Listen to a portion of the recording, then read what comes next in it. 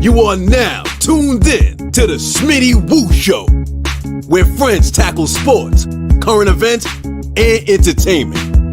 Now, welcome your host, Smitty Woo.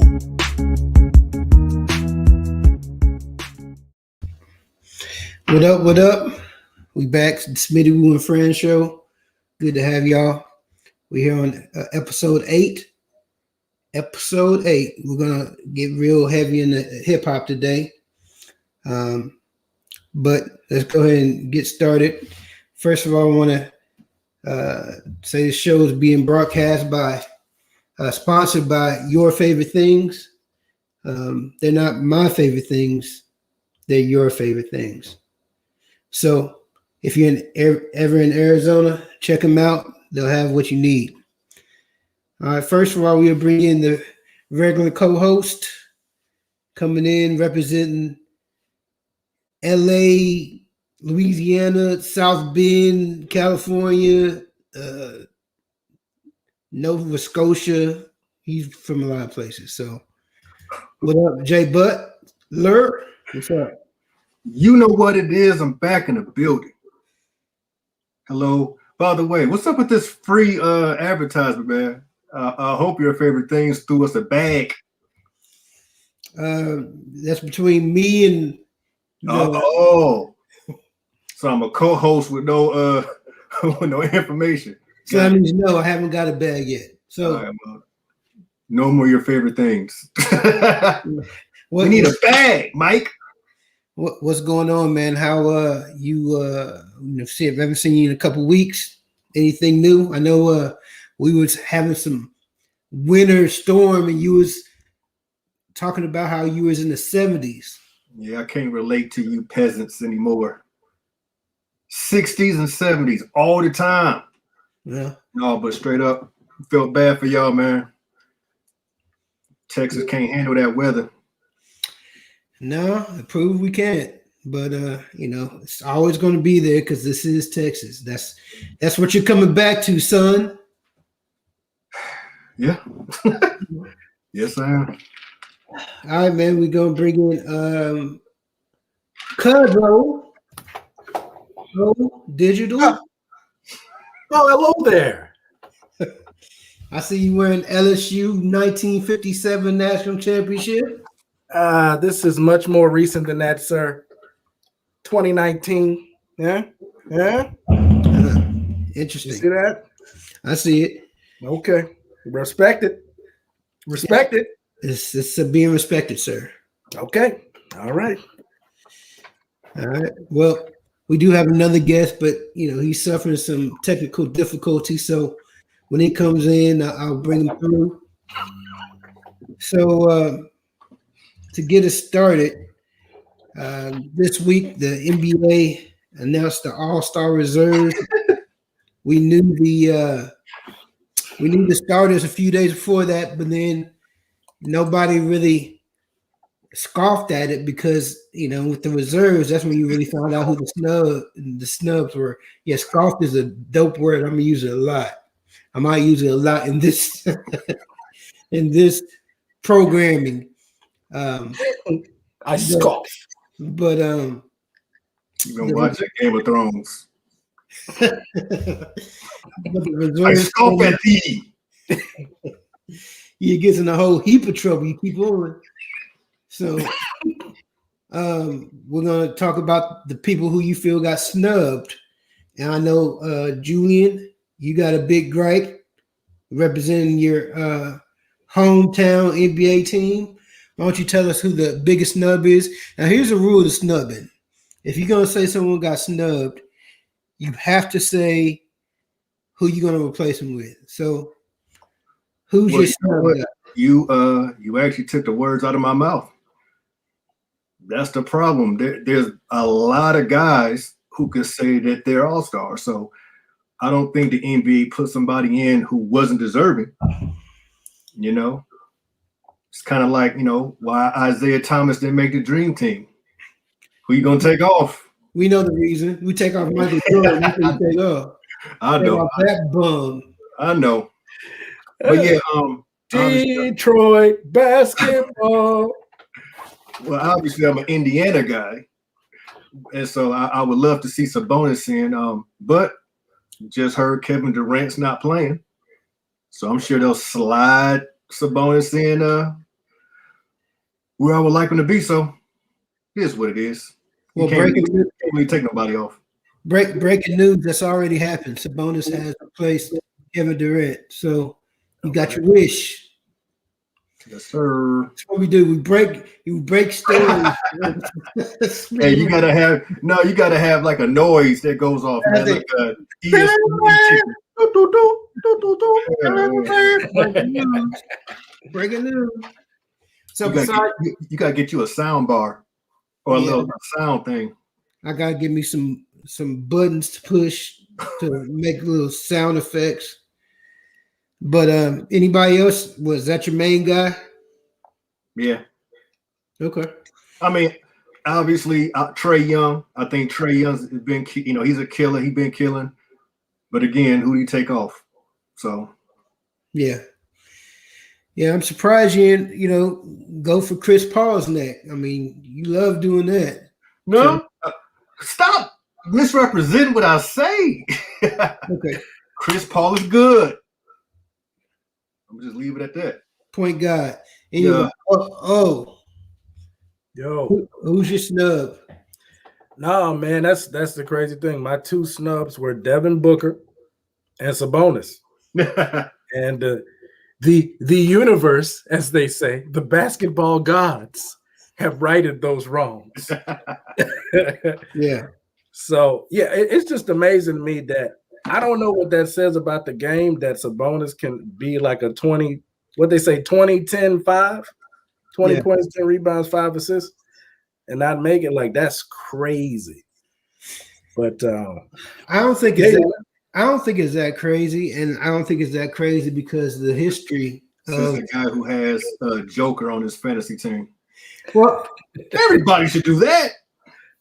Yeah, average a triple-double. That's the problem.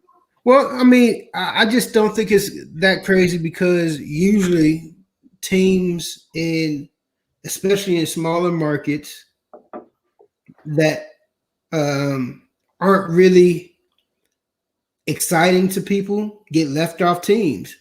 I mean, Dirk Nowitzki got left off All Star team for like a long time. You know what I'm saying? Before he got his play in.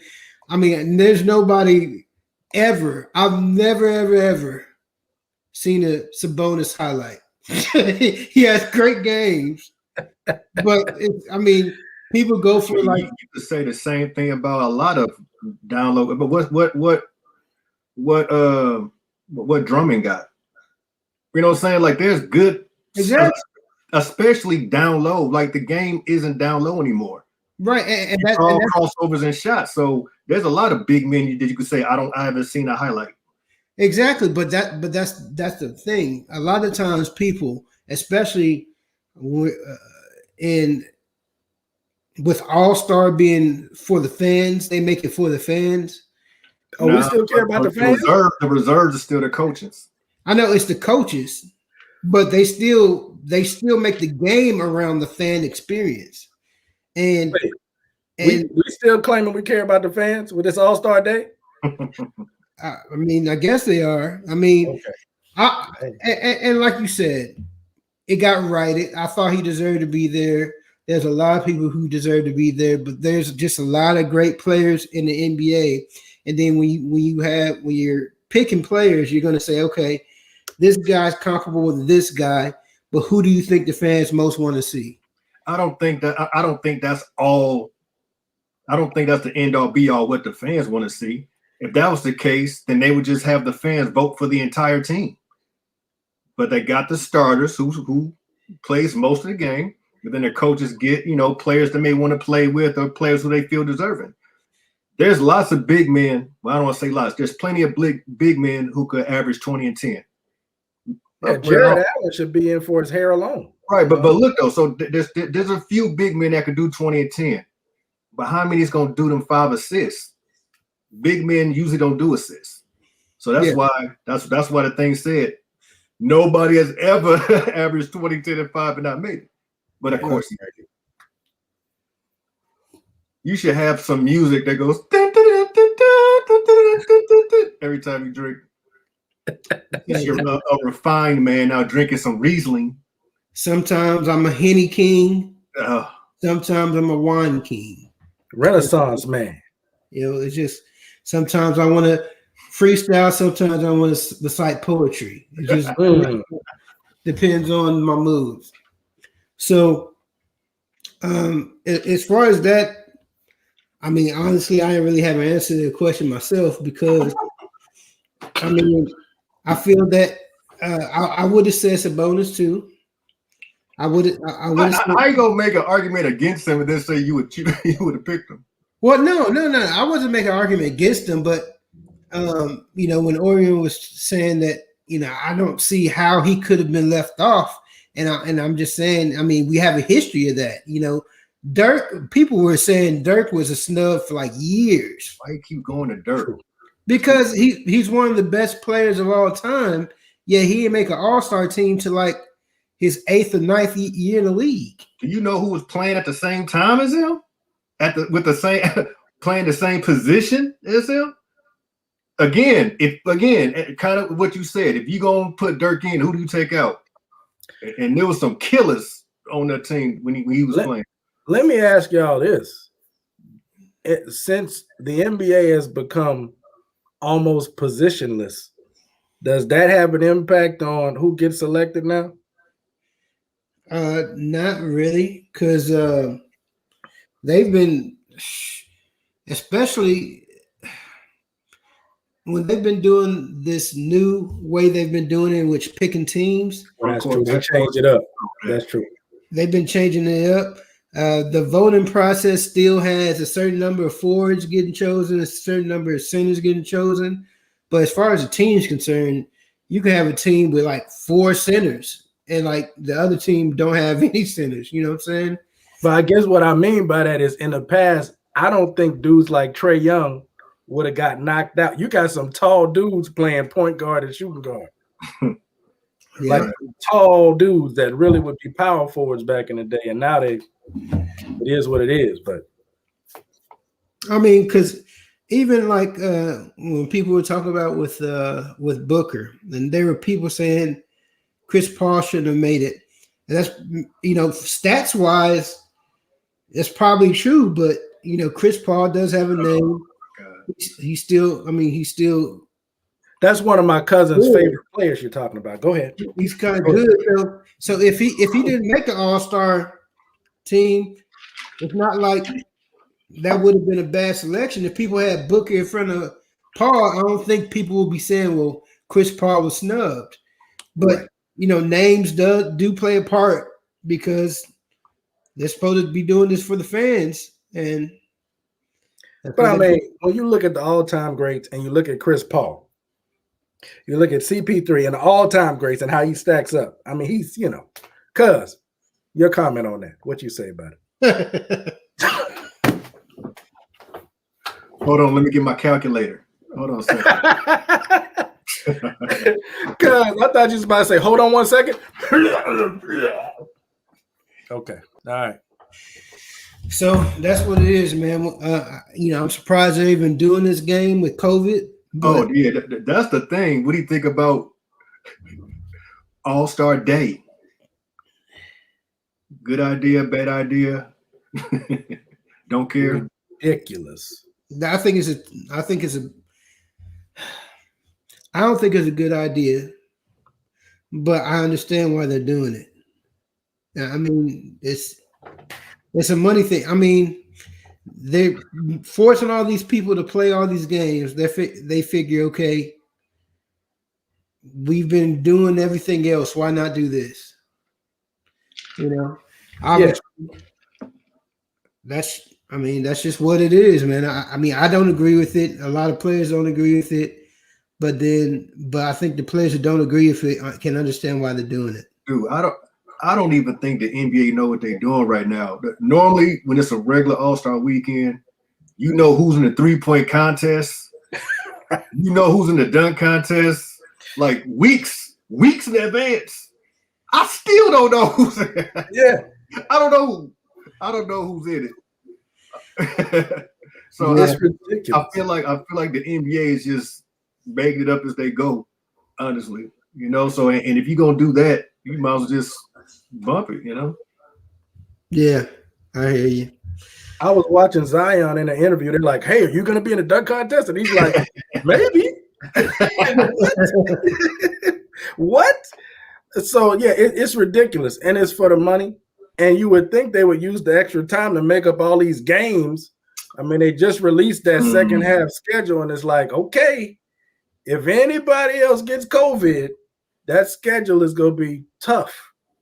You would think they would want those extra days to make up some of those games. So we'll see how it works out. I think that would have been a better idea. You know, cancel the All-Star game, do some of those makeup games. You know what I'm saying? Yeah, but the players probably would have said we want that time off. Yeah, I guess so. But maybe that's what it is. So we'll see Shell how. at, man? Huh? Where's Shell at? I don't know. He said give him a second. So we're gonna bring him on when he comes through. In the meantime, we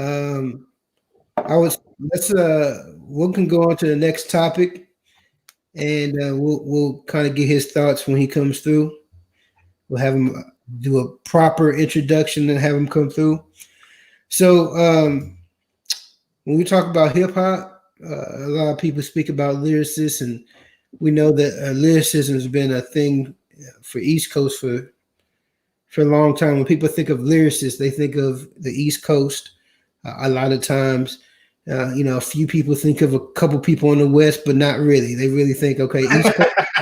They think, hey, why? New Jersey. That's where the lyricist is. Philly. So we're gonna change it a little bit. Give me your top 5, and it doesn't have to be in particular order. But give me your top 5 Southern lyricists, past, present, doesn't matter. Orion, what you think?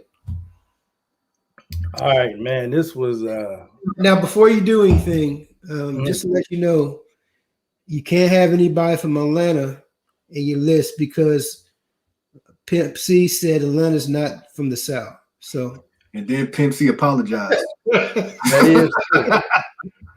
So let me just take it from the top. Cash Money, 5 artists.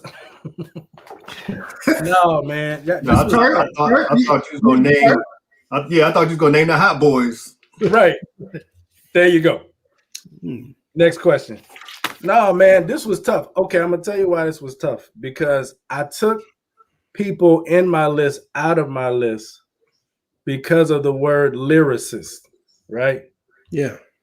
So my understanding of lyrics is like just the word. Who got the best words, right? Mm-hmm. Not necessarily the best flow or the delivery, but who got the best bars, right? Well, yeah. I mean, that's you wrote with your definition. You wrote your definition. Keep that in mind as I name this, because I crossed out people that normally would be in my list as the best rappers. Yeah. But all right, so here we go. Number 1, a guy by the name of T.I. You guys familiar with T.I., Mr. Harris? Tip? Q-Tip? He's not from the South. Not him. Okay, cool. The one that puts words together like a superfluous, stupendous, infinitesimal? Infinitesimal? Infinitesimal. Yes. Yeah. Prophylactic. Just finds ways to put words in their repertoire of a vivacious and a brilliant sounding words that he discovered in the zeitgeist. Yeah. Tip. Cliff Harris got it. Now, are you doing yours in order, or are you just naming for your 5? Not necessarily in order, because that's tough. No particular order. But second one, I gotta put Lil Weezy Wee in there. He's prolific with the bars. That's kind of self-explanatory. No need to go into detail there. There's a gentleman by the name of Killer Mike. I don't know if you're familiar with him. Yes. He's cousins with Killer Terrence, right? Right, Killer Terrence and Killer Brad. Okay. Killer Brad, his relatives. They're in a group called the Killers, right? No? Well, I'm not familiar with their work, but certainly we'll check it out after the show. Okay. Yeah, Killer Mike is ill, man. He's always been ill to me. The way he puts words, he's just a very complete MC. But his bars, in particular, Killer Mike says some ridiculous things, right? So that's the third guy. Number 4 on the list is controversial. It's a gentleman by the name of Jay Electronica. Oh, my cousin is shocked. Oh, he's so surprised to hear this name on this list. Where is he from? Never talk about Jay Electronica. Where is he from? New Orleans, Woody. Okay. See, I didn't know that. We can talk a lot about a failed career. We can talk about wasted potential. But this guy, the bars that he's put together on what he has done are ridiculous. Just lyrics and what this guy is saying is tremendous. All right, let's hold up right there.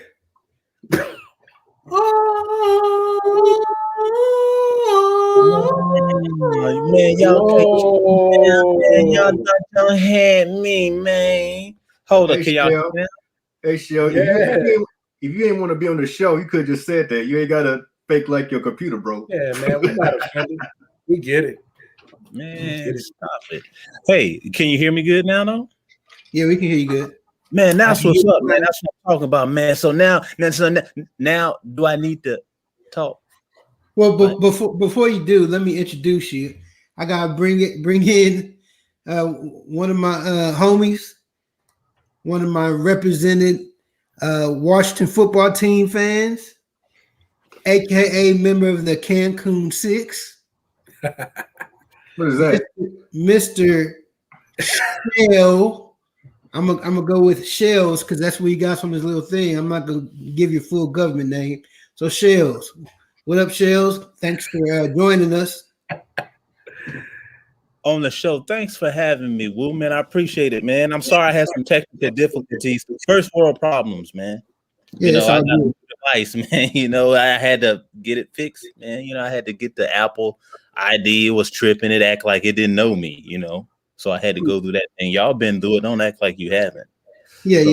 Good, man. We good now. I hope y'all can hear me. Got that new retinal scan, face ID type, whatever thing. I had to send some of my blood. DNA sample. It doesn't do that, so I don't know what you're talking about.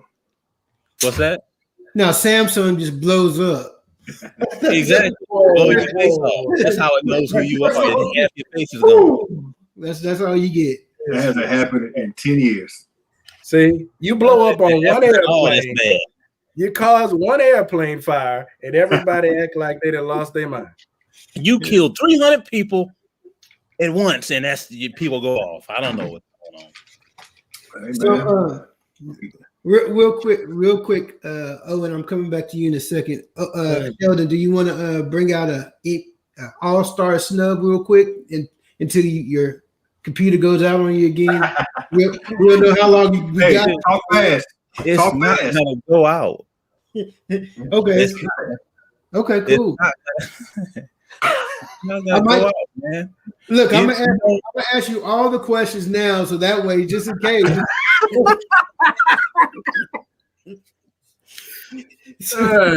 No, I'm teasing. Go ahead, Shell. Who would you? You might want to do it real quick, though. I don't know.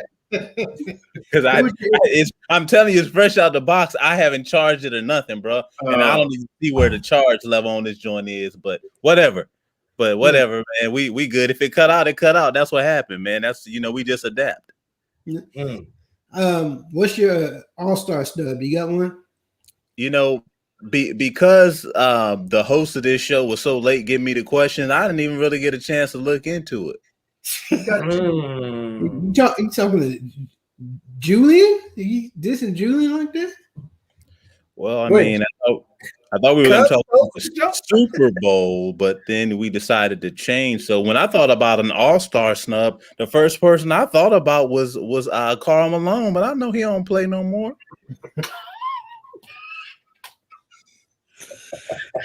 Oh, okay. Well, you and I know. Appreciate the input. We'll keep the hip hop conversation going. Yeah. I was prepared for that. I wasn't prepared for it. I mean, I'm like Gilbert Arenas. I don't know this. Hey, stop him when he stopped telling the truth. Man, do you watch basketball? No, huh? Do you watch basketball? Occasionally. That's a no. That's a no, Alex. Oh my God. So days like this where I wonder why I do this show. You shouldn't wonder. You should know, Woo. Go ahead, man. What's going on? So this is who won the championship last year? Oh, what, the NBA? Don't play me like that. Now I know who did it, man. I gotta check the temperature, man. I don't know. Man, the Miami Heat took that, right? Come on, man. Don't play me like that, man. I got ESPN. I got the app on my phone. I can find out information. But I'm saying, I don't know no All Star snubs. I don't know, bro. Come on, be real. The NBA season is literally like an infant right now. You talking about an All Star snub? They've been playing for a month. Everybody is snubbed. The coaches are snubbed. They like, man, I didn't even really get my clipboard broken in yet. You talking about snub? I don't know. Kevin Durant. You got oh my gosh. So yeah. So okay, we got you. We got you, coach. We got you, coach. So just to recap, your list, you have Killer Mike, Lil Wayne, T.I., and J Electronica. Okay. J Elect. Okay, I'm not gonna go through the whole round. Anyway, bars. Okay. The fifth one is it's an Outcast member. You guys may know this gentleman. Sleepy Brown. It's the chick in the I Like the Way You Move video.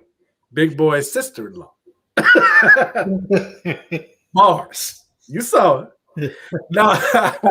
No, man. It's Big Boy, man. Big Boy. I think overall everybody probably agrees that 3000 is the best rapper, right? Prolific storyteller, flow, whatever. Big Boy is super ill and gets slept on. And I think if you bust down lyrics, Big Boy has lyrics, man, for days. Absolutely. And so I gotta give him his due, man. He never gets it, and I gotta give it to him. So that rounds out my list, man. Okay, not a bad list at all. Let's go with the U-Shell. Who's your top five? Ooh, top five. You listen. I know what rap is, Julie. Oh. You don't have to ask. I know what a rap is. Artists. And look. First, let me just get this out of the way. This is my opinion, okay? So I don't want any dirty looks. Jude, don't be rolling your eyes. Don't be turning off your camera. Why you gotta call me out? How you don't? I'm just saying. Because he knows you're the jerk. You would turn off your camera, storm off, and start texting me. Whatever. So storm off. This is mine. So South rappers. To me, And we're talking about lyricists, right? Not just album sales or hype or whatever. Lyricists, yeah. I gotta say Lil Wayne. I don't know anybody that really, from an artist standpoint, that's better than Wayne. There's some that you may like better, whatever. I say Lil Wayne. Number one. Number two, I'm gonna have to come to the other side of Owen. Lyrically, I'm gonna have to say Andre 3000 for me. Okay. Number two. A sleeper coming in that y'all might sleep on, and he is very, very talented from a lyricist standpoint. Album sales, whatever. He kind of got overshadowed because he was in a group. But I'm gonna throw one at y'all. Dude is talented. I'll tell you the album here in a second. CeeLo. Simply CeeLo Green. Okay. Number three. Okay. Number four. Number four. See, I knew y'all was gonna say that. Why are you so thirsty now, Jew? You want that thirsty at first. Now you can't do nothing but drink liquid. Because we in California, man, it's hot. You know, I gotta. It ain't that hot there. The sun's going down. I hope y'all have earthquake midway.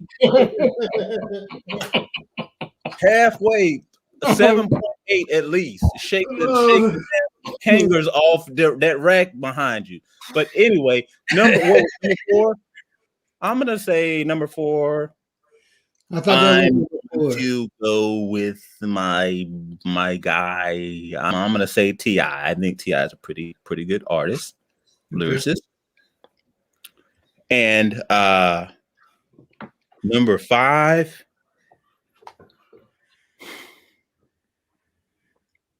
That's hard to say, man. At that point in time, I mean, I can just start throwing them out. You know, I'm not gonna say Bun or Pimp, but I would say from a favorite standpoint, I would say Pimp C, number five. Okay. Not bad. Oh, I just realized I messed up on my list, dog. Well, we'll come back to you afterwards. Chump. Okay. Can we pause for a second? Pause. What? What's so funny, G? What? What's so funny? You was all giggles a minute ago. What were you laughing at, though? Oh, no. You got a problem with Shell? Yeah, when you said CeeLo. When you said CeeLo, huh? Oh, I don't know. That's a little funny. Hey, cuz I'm getting flashbacks. Don't get Shell mad like it. No. Come on now. Don't go there. Don't do it, cuz. I'm just saying. I mean, I didn't I put a disclaimer out there before I said it? I said y'all don't do that. And I knew if any did I not call it? Y'all might call me psychic if we believed in that type of stuff. I didn't tell y'all who needed to behave. He couldn't even do that.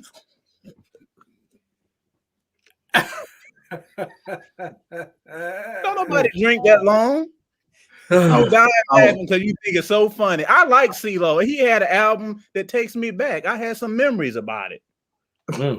Maybe it was the stuff I was on at the time, but I had memories. So go ahead. Like they say in Congress. Like they say in Congress, I yield. Julian, go ahead, man. Julian, give me your five. Oh man, y'all wow. So good list. It's kind of a no-brainer saying Andre 3000, but I said it. So what? I got Ludacris on my list. I think one of the most underrated rappers in the game. Pretty dope to me. I actually have Bun B. I know a lot of people like Pimp C's swag and his whatever, but Bun be spitting. I have Scarface. I feel like the things he be saying is deep. And lastly, I got MJG. I think MJG he be spitting, boy. But then I wonder, does he sound so good because 8 Ball is so bad? Oh. Nah, I'm just playing. I'm playing. Don't So that's my pop. Don't ever. I love 8 Ball, MJG, Kevin. Kevin, I apologize. I was joking. Man, can't wear about to come in. You know it. So a good list. You actually got like 3 people from my list, which is interesting. So my list is as follows. I have Lil Wayne. I also have Bun B. I also have Ludacris. Then I have Big Crit. Ooh.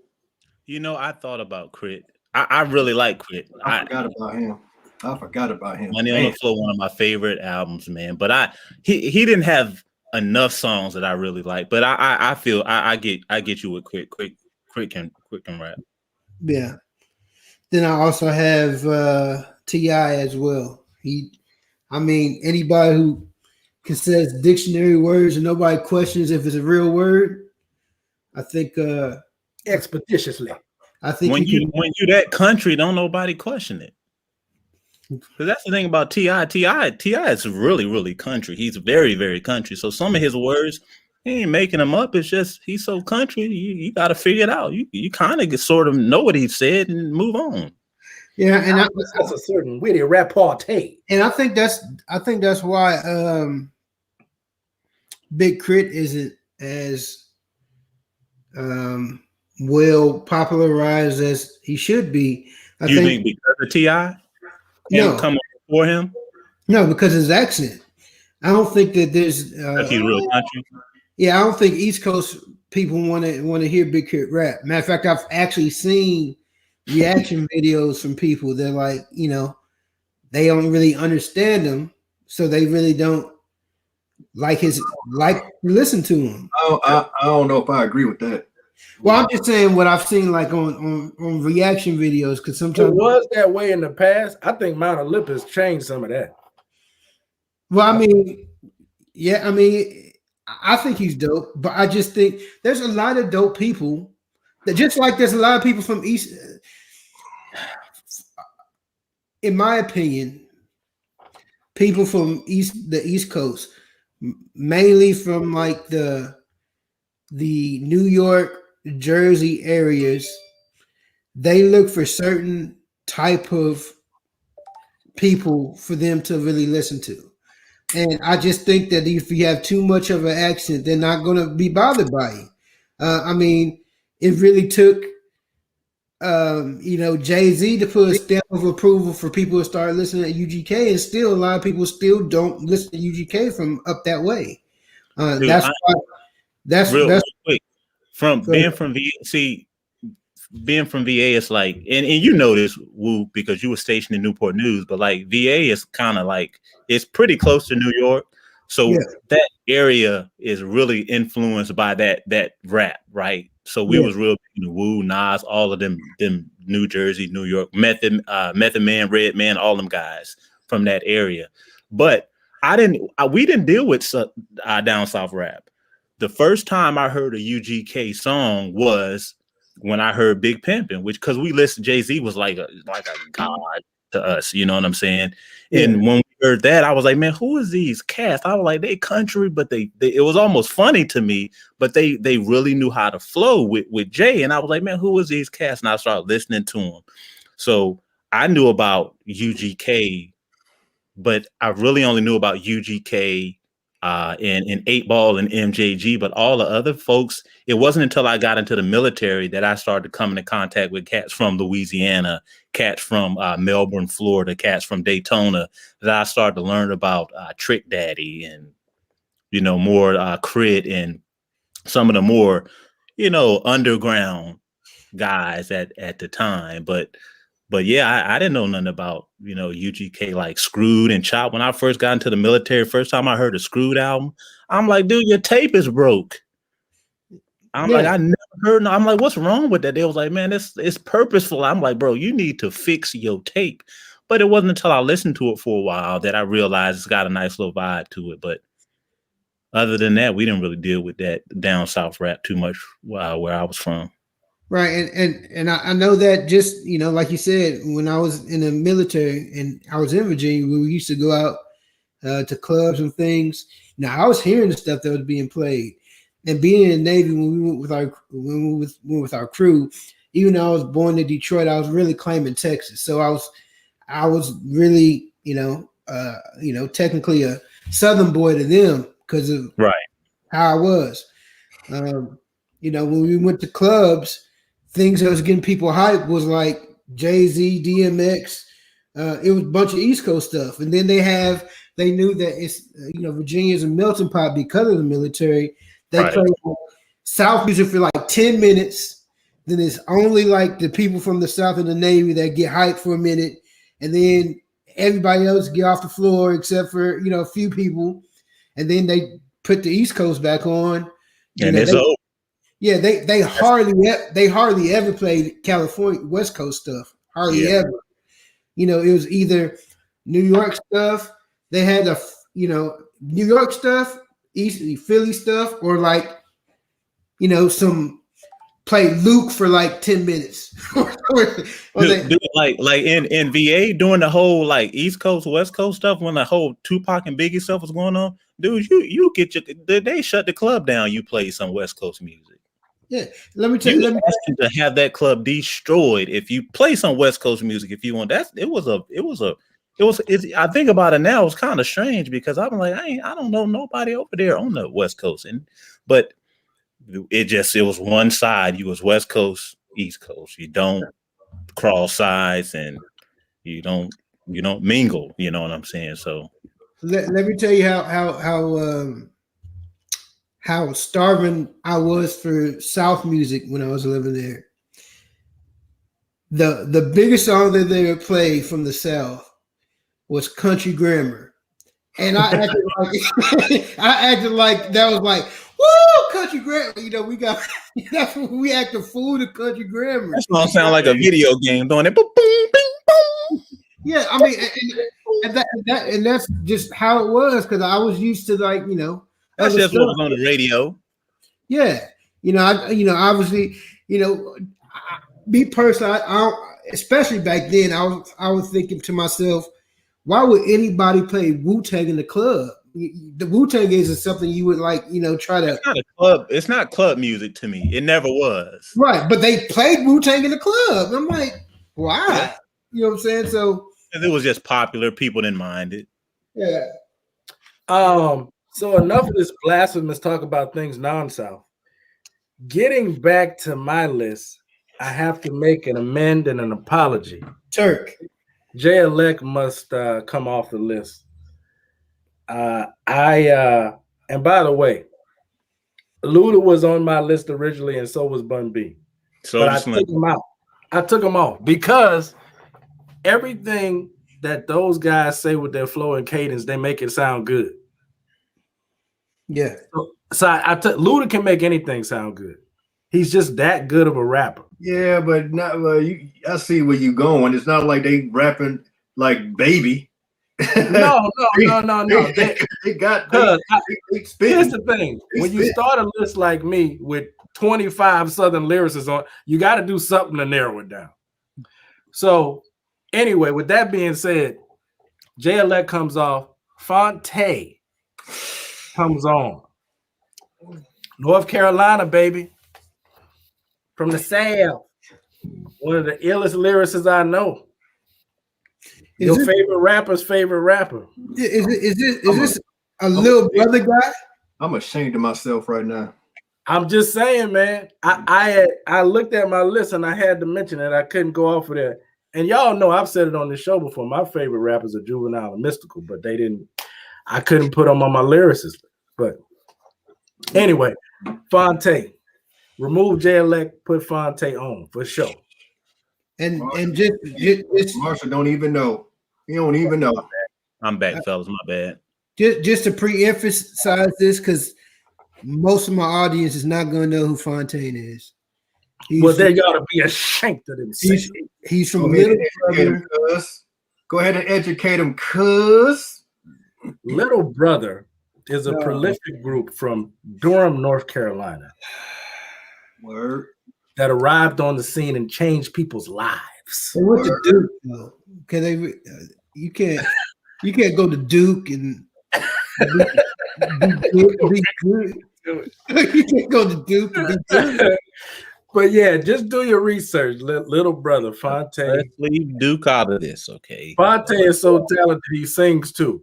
Pretty much everything he touches is ill. But he had that song with Cardi B, right? Probably. No? Huh? Not that I'm aware of. Okay, I'm thinking of someone else then. Okay, moving on. We're gonna talk, Chef. We're gonna talk offline, my brother. Put him on game. Because I want you to know about Fonte. So we're gonna talk offline.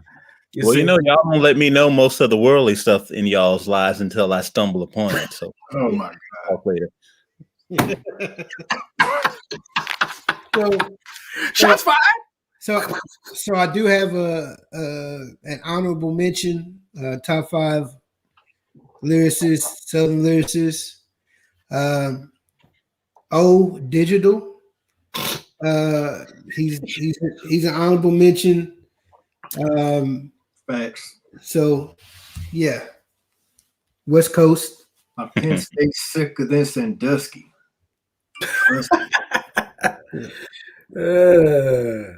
So we definitely tackled the Southern rapper, Southern lyricists. With Southern lyricists, we're going to get into something that's pretty, I want to say slept on, or something that's really not really, what's the word I'm looking for? Not really appreciated. And I think sometimes, for good reasons, not appreciated, because I don't think that there's enough talent that comes from it, but we're gonna address it. Southern or female rappers, female MCs. What's that? It's a rapper that's a female. Ah, got you.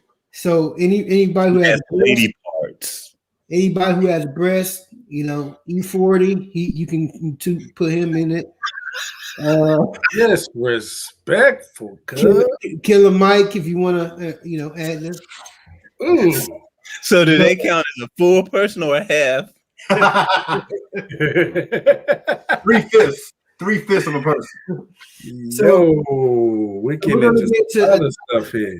So we're going to get to top 5 female rappers once again. We're going to do rappers, however you want to judge them. If you want to do your favorite 5, if you want to do the top 5 you think, period, however you want to do it, it's on you. So let's start with you, Julian, since you were last time. I'm a bit long in the tooth, but not that long. Meaning,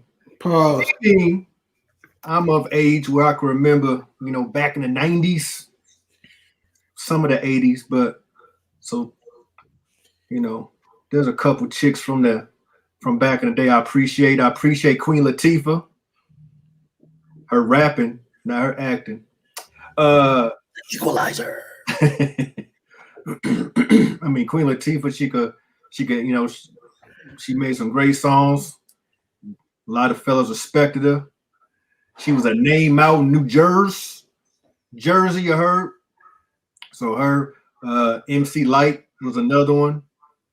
You know what I'm saying? She rapped back in the day when being buff and rough and stuff and with the, getting with the fellas was cool.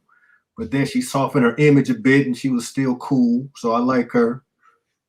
I sometimes think this next chick is overrated, but because of what she did with her previous group, I'm gonna put in, and that's Lauryn Hill. Lauryn has that classic solo album. But then she has a classic with the Root, not the Roots, Fugees. So, you know, she kind of been living off of that one album that she dropped 20 years ago. But that's fine. She did enough back in the day to make the list. Fourth one is Missy. Not the most lyrical, obviously, but she makes them dance songs. She makes creative videos. I mean, and she's a great songwriter. My last one, I wanted to put Kim and Fox in there, but I couldn't decide. So I left them both off. And I put Rhapsody. She's probably one of the newer females out. I don't know about, I mean, how long she's been out? 5-6 years? Something like that. But anyway, very, very dope lyrical. Very dope. If Ninth Wonder decides to mess with you, you know what I'm saying? You're nice. Okay. So yeah, Latifah, Light, Lauren, Missy, Rhapsody. Honorable mention to Kim. Actually, honorable mention to Nicki Minaj, honestly. So you picked like 4 chicks is probably old enough to be your mother. That's all good. Probably. Yeah, I think you might be right. That's yeah. It's all good. If it wasn't for them, would it be us? There'd be no me. Let's go with you, Shell. Who's your 5? Well, he named a number of them. I think he named 3 of them. I'm gonna put them in a different order though. Oh, mine was in no particular order though. Got you. And mine isn't either. But this is just how I'm naming. So why did you just say in a different order? If yours was in order, you just you think my time's fall back able to waste. You waste my time. I'll fall back. They say in Jeopardy. I think that's what they say in Jeopardy. I'll fall back. So I will say number 1, I'm going to have to say, I mentioned it in my text. Y'all don't hate on her just because her nose is a little wider than it should be. And that's MC Lyte. She made me she made me proud. So when she said I gotta get a rough neck, would you like, that's me? No, I was thinking about her actually. I was like, I gotta get me a rough neck, and that is you, MC Lyte. I want a woman that can take a long, not long. A long right hook is what I'm saying. She just looked like she's built sturdy. She looked like, you know, she looked like if you sit her on a cornerback blitz, she'd cause a fumble. You know what I'm saying? But MC Lyte, I like MC Lyte. Number two, we're talking about. Oh, stop laughing, man. Okay, she won't cause a fumble, but she might get a penalty. God. Hey, she just number 2. I'm gonna come in with Lauryn Hill. I'm gonna say Lauryn Hill. Lauryn Hill. Okay. Number 3, I'm gonna put Queen Latifah in there because you can't not put her in there, right? So, and that's pretty much who you mentioned, right? But the 2 that you didn't mention, I'm gonna mention one, and that's again going back to my East Coast roots. Somebody y'all might not know, Rod Digger. We might not know. Rod Digger. I put her in at number 4. Number 5, I'm gonna have to say Eve. Eve could rap. You know, she didn't have a long career. She kind of was kind of overshadowed by all the other Rough Rider, artists. They had like 7 at one point. Yeah, she had hits. She was a good. She can, and when you listen to her, she could tell a story. She could flow. So I say Eve. That's my 5. She's my 5. Okay. Yeah. Oh, go ahead. Bless us with your list. Prepare yourselves. We are. Okay. Is everyone ready? Prepare to hear some of the same names you've already heard. It's hard not to. Yeah, man. Look, I know we all came up watching The Box or Rap City or whatever. Like Queen Latifah, MC Light, those two ladies. At one point, they were kind of the only two. And Yo-Yo, right? And Yo-Yo, right? Ice Cube was writing everything that came out of her mouth. You know that. You already know. So that's the only reason why I didn't mention Yo-Yo, but I like Yo-Yo. Yeah. So it's hard for me to separate that. Like they're just so impactful at a young age, seeing them. So those two are on there off top. And I gotta put Mia X on there, man. A young lyricist from the South that wrote her own lyrics. Now, that's on like my cousin. That's on Marshall list. Like my cousin, I struggled with Kim and Foxy Brown, but I also thought about ghostwriting with Kim and Foxy Brown. Yeah, and I know for a fact Mia X didn't have a ghostwriter. But that was not the thing. Says top 5 female rappers, not top 5 lyricists. That's women or top 5. No, they was rapping. Because the only people that I don't deduct points from that I know have had ghostwriter goes by the name of the boy. Yeah, Drake. That's it. So yeah, Queen, MC Light, Mia X. I gotta give Nicki Minaj, and I'm not a Nicki Minaj. Her content is usually not for me, but what she does with the bars.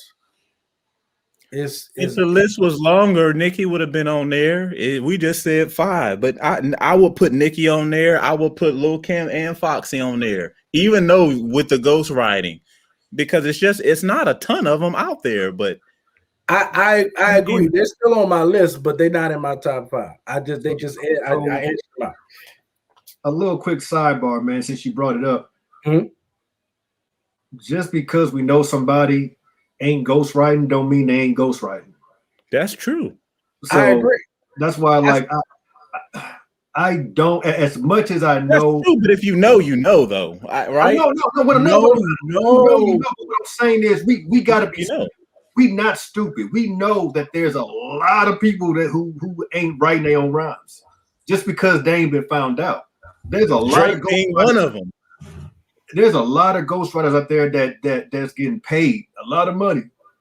We just don't know. That's why I'm just saying. It's some people that you've heard them do freestyles and stuff outside of their, their just what they put on tape. Those are the ones I'm talking about. You know some people that can rap, but what's a freestyle anymore? Huh? I said, what's a freestyle anymore? You look at anybody at a radio station, they say freestyle. They looking at their phone or they spitting some bars that's too perfect to be coming off the top of the head. So no, I'm sure that was talking about now. The people I'm talking about, they were doing it in a time where they were doing it. Really, I think. I think back in the day when you said freestyle, they just, oh, I see a cup, oh, I see a, keyboard, and they just start rapping. These rappers nowadays that with these freestyles, nah, son, they had that in the tuck. They had that 16 in their phone for a minute. So yeah, they had that 64 and yeah. Forget 16, 100. Yeah. Right. So you have one more, right? Oh, nobody can do it that way. Yeah, my last one is kind of like I'm cheating. It's a tie between Missy and Lauryn Hill. But Missy is like one of my favorite female MCs. And Lauryn Hill probably gets way more credit from me than she deserves with her catalog. But when she did it, she was ill. So. It's kind of short when you think about it. Lauryn had one Miseducation of Lauryn Hill. What other good album did she have? Now that album was timeless, and she don't need to do nothing else. But other than that, what other good album did she have? She was a star on the score. She was a star on the Fugees album. Yeah, on the Fugees album, but that wasn't all her. That was Pras and so that but Lauryn Hill, that album was like art, dude. I'm telling you that when that album first came out, dude, She had grown Crips and Blood thugs riding around listening to the Miseducation of Lauryn Hill, bro. I'm talking. It was an album that when you put it in, you just let it play. You didn't need to skip a song. You just let it play, and that was rare. You know, those albums come along every once in a while. I remember when y'all cried on the album. Yeah, y'all cried. Y'all cried? Huh? Who cried on Miseducation of Lauryn Hill? Y'all cried? Y'all can share. This is a safe space, guys. Y'all cried? I've probably cried many a times for many different reasons on that song. So many different songs make you cry because your girl broke up with you, because you broke, because the world bad. It just touched everything. It make you want to fight, make you want to steal, make you want to love, make you want to smoke some. My goodness, she did it all. See, she didn't need to do another album after that. But if you really think about it, that's really the only one. Wait, what'd you say? I said it would have been nice to get another album. I mean, she didn't need to, but she kind of went off a little bit, though. It's been 20-something years or something. Hey, just don't go to her concert. That's all I say. Yeah, because will she show up? You don't know. Yeah, she might be in a hotel talking about who said I had a concert. The promoter didn't tell me that. He told me he would just go pay me. Oh, you said next week. No, Tuesday. Oh, I thought last woman get to the No, yeah, I'm messing with Lauren now. But that album, great. So me, Shauna, Mia X, LeChat. I went with my five favorite. I went with my five favorite. And my five favorite is going to be MC Light. Then it's going to be Shauna, Mia X, Rod Digger, and I also put Remy Ma on there. Okay, Remy, yeah, Remy spit. Remy can spit, man. My five favorite, and like I said, man, my favorite female rapper of all time is Mia X. Second is Shauna. Those two are in the order, and that's just because, as a man listening to, and this is going to feed into the next topic too. As a man listening to female artists, I like artists that if I'm rapping their lyrics, I'm not going to have to say pause, or not going to, you know what I'm saying? It's not going to make me seem suspect by rapping that album. You like thug, you like thug women music. So yeah, kind of like that. So you like rap that can be unisex when you sing it. Okay, so let me ask you a question. Pause, my guy. If you saw me and I was riding around reciting Cardi B, would me and you be friends, Sheldon? Let's be honest. I can't recite. I mean, what kind of car you driving? If I'm doing a pink. I mean, it's just. I mean, a lot of female, and I'm like that. I'm not sexist, you know. At least but woo, you can say that with everything. It's a lot of songs. Like you can be. It's some of my favorite songs are love songs about a person leaving their wife. So you don't be in a car like I hate you. I mean. It don't have to flow completely with the song. So I mean, when you in there, you can be vibing to it, but you don't have to be talking about, you know, doing nothing to no dude or nothing like that. You can leave that part out. Marshall, you be driving around reciting Mia X's lines out loud. But the thing about it is if I'm riding around listening to something, even if I'm not reciting it, if I look to the right and I feel embarrassed and I'm listening to it, then there's a problem. You know what I'm saying?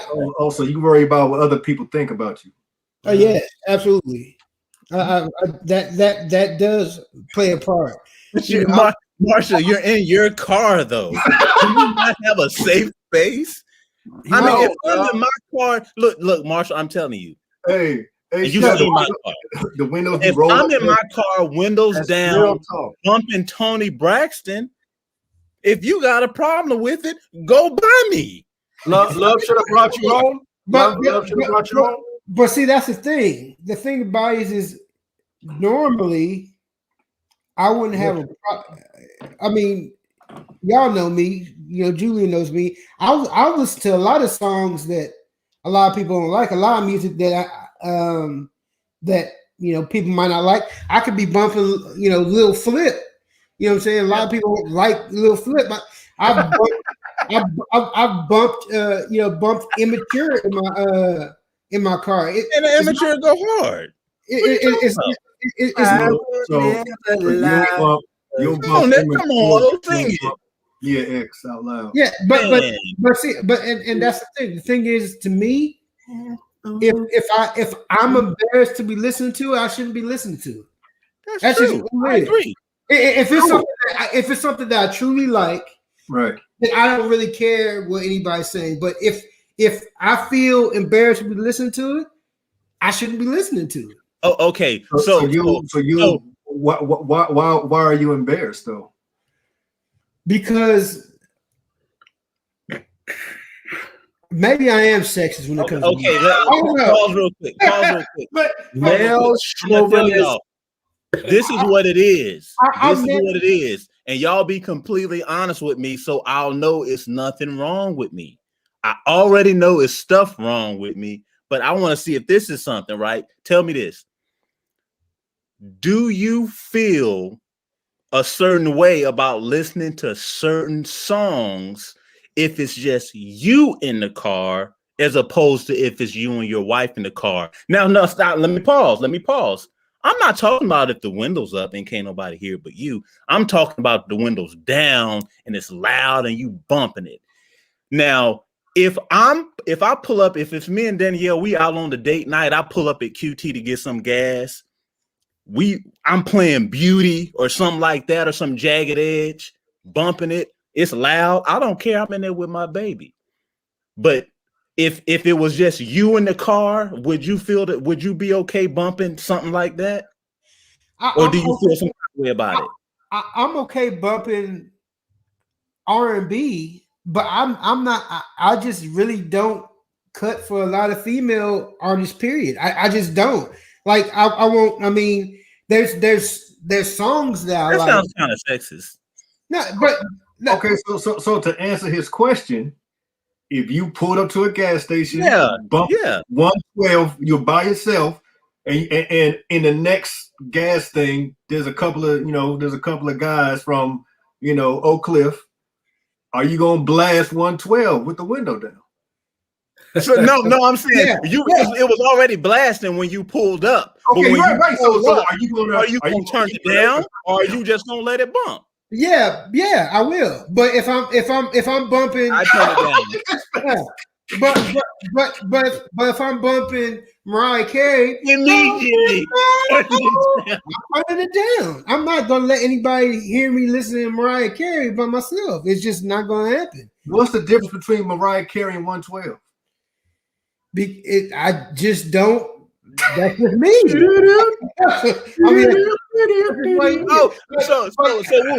you saying if you was bumping 112 in this same scenario? I'm glad you brought that up because I didn't bring that in, Ju. That's what I was trying to bring out. How you felt if that same situation, if you pulled in, and it's not like you just wanted to turn it up to show off. You was bumping it coming down the street. And you got the windows down and you just vibing. I will never lie to you. And you pull in. And it's kind of a scene going on out there. It's people out, I ain't gonna say what type of people, but it's busy, it's going on. Would you turn it down if it was 112 or Immature, or if it was, say, Mariah Carey or I don't know, someone else? What would you do with it? Oh, it's like turn it down. No. I'm shaking my head. I don't. Listen, if I bump it, I'm bumping it. I can't see myself riding and bumping immature and then getting out of the car and doing a spin before I go into QT or whatever. You know what I'm saying? I can't see that. Chef. But we have lost the host. But I'm here. I got y'all. Go ahead, man. Thank the Lord for cuz. So, but anyway, man, no, you don't bump anything. If I'm bumping it, I'm bumping it. I dig it. Like, I don't care about. I maybe there was a time in my life when I would, but also here's the other part, Shell. Music is a vibe. I'm probably not gonna play certain stuff unless a female's in the car. You know what I mean? Well, that's what I was getting to. I thought that was just me. Like I'm gonna just tell you basic. Like, say I'm just running down to Walgreens real quick, right? Mm-hmm. And I'm just driving by myself, you know what I'm saying? And I'm just in the mood. I got in it because my phone automatically connects when I get in my car, right? And I was listening to here the night before, you know what I'm saying? Right. So I get in and this plane, I'm just, it's a certain vibe you got, but if you pull up and it's a scene and it's something going on, it's like, to me, there's certain situations where I don't want to put out that type of energy. You know what I'm saying? And that's what I was getting at. I didn't know if it was a me thing or if everyone felt that way, because it's like, if I'm with my wife, it's certain thing. If we pull up, dude, I'm telling you, cause my wife different. My wife, we pull up bumping Garth Brooks or something. I'm talking, we pull up in the Challenger, Garth Brooks going hard, and she just, and I'm just sitting there like, whatever.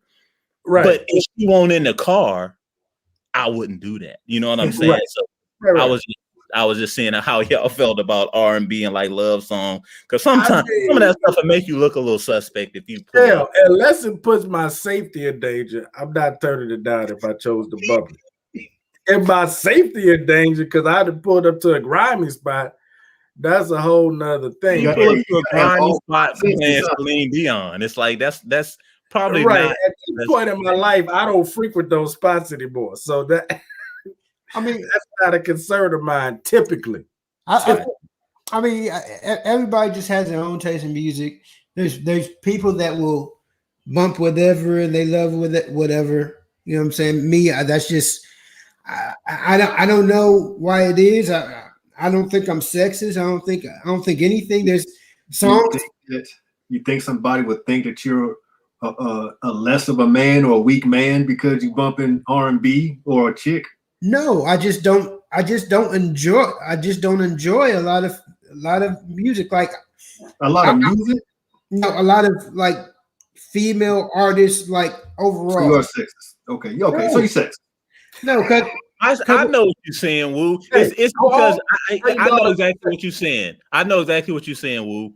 What you're saying is the things that they're talking about in their songs. It might be a great song and you might like listening to it because the song, it makes sense. What they're talking about makes sense. The beat makes sense. The melody makes sense. But it's what they're talking about. They're talking about their relationship with this dude that went sour. So they went with this other dude that went sour. And to me, I don't want to hear none of it. I don't care about that. And maybe that's what it is, because like I said, it's like I don't have a problem with R&B because, you know, being a guy, hearing guys talking about, because they're talking about something that you would do.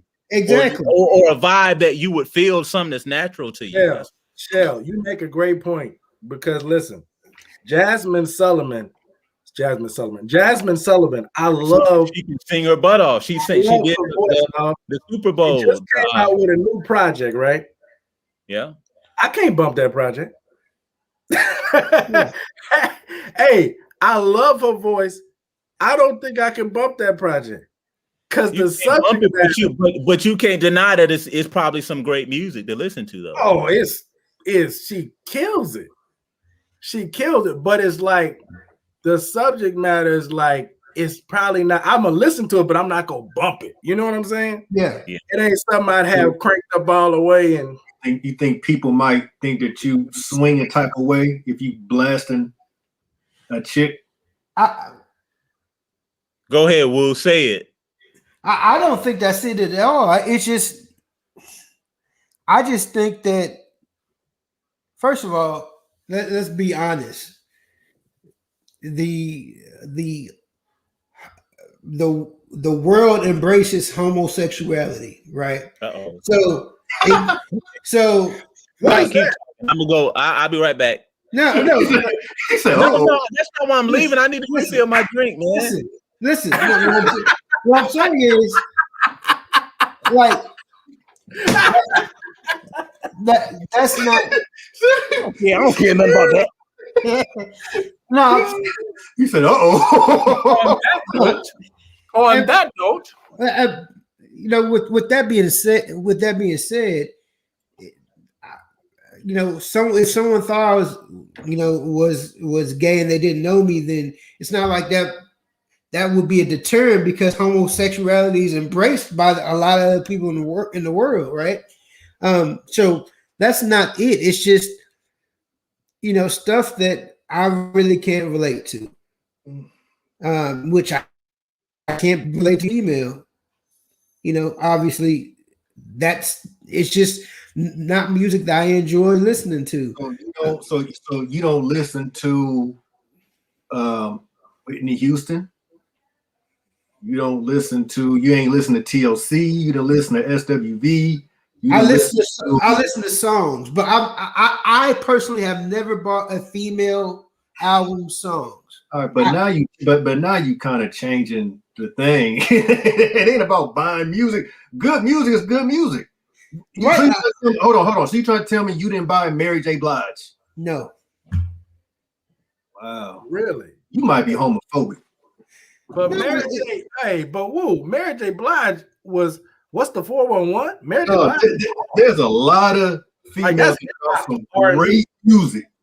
There's a lot. And I'm not saying it's not. I'm just saying there's some things that's just not for me. Like I am, you know, it's just that it may be great songs. I listen. I know she's had some great songs. I listen to those songs when they're on the radio.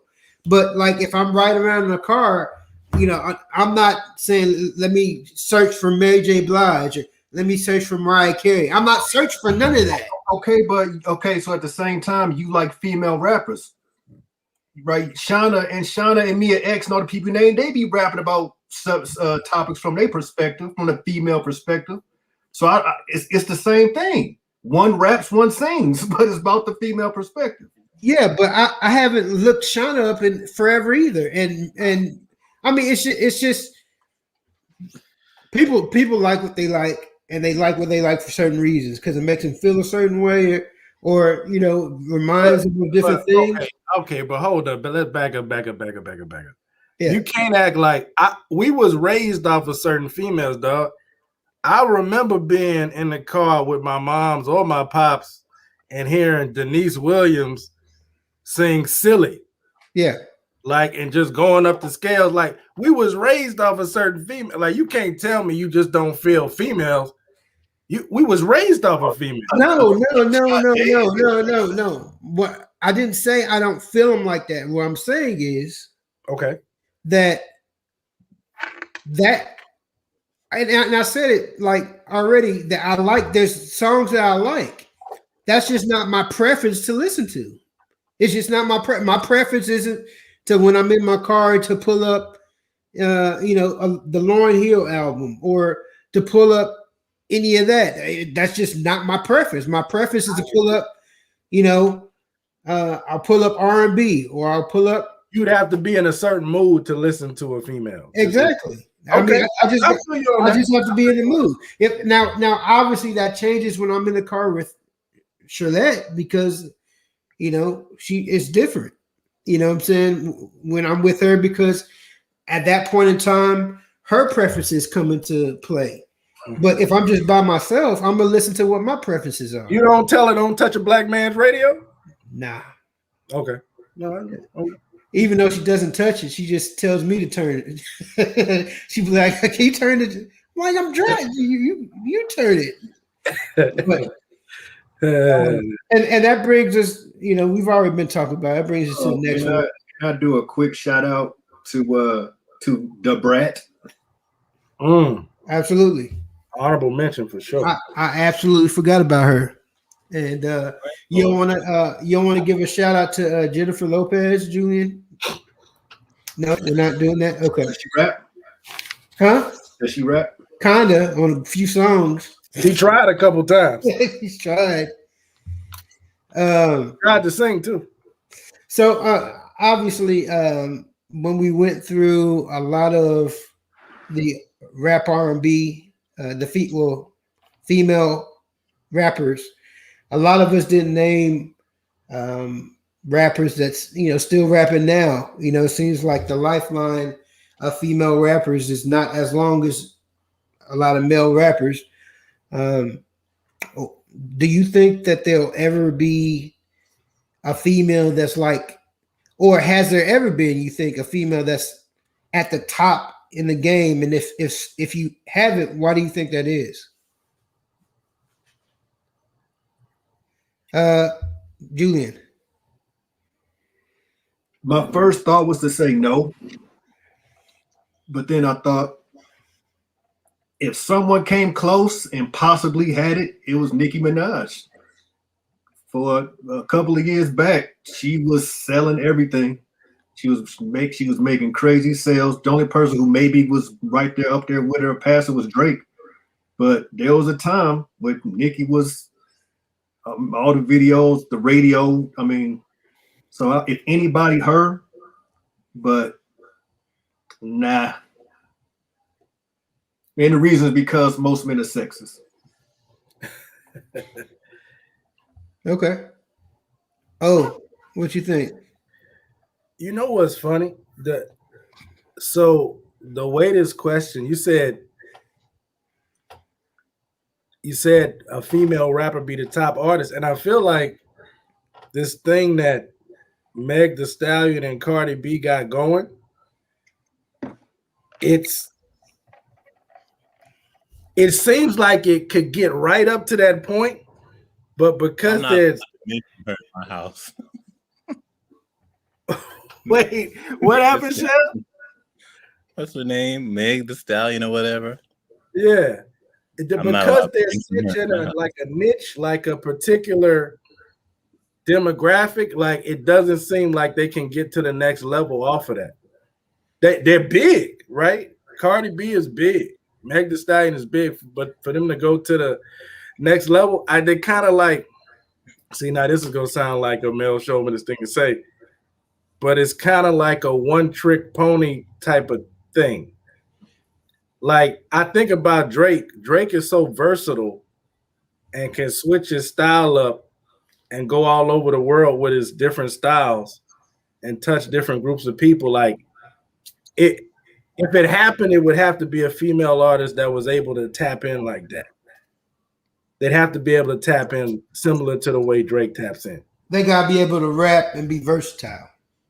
Yeah, and just tap in. Drake is great with understanding different people and like some kind of way this dude is able to pull like their experience out and put it into a song. And people that don't even know him from Memphis or people that don't know him from England or Jamaica, they like, no, that's it. He got it. That's how it is. We feel that. So a female would have to be able to translate like that. And I don't know. I mean, it could happen. I'm saying it could happen, but I haven't seen it yet. Sheldon, what does you and the Yak think?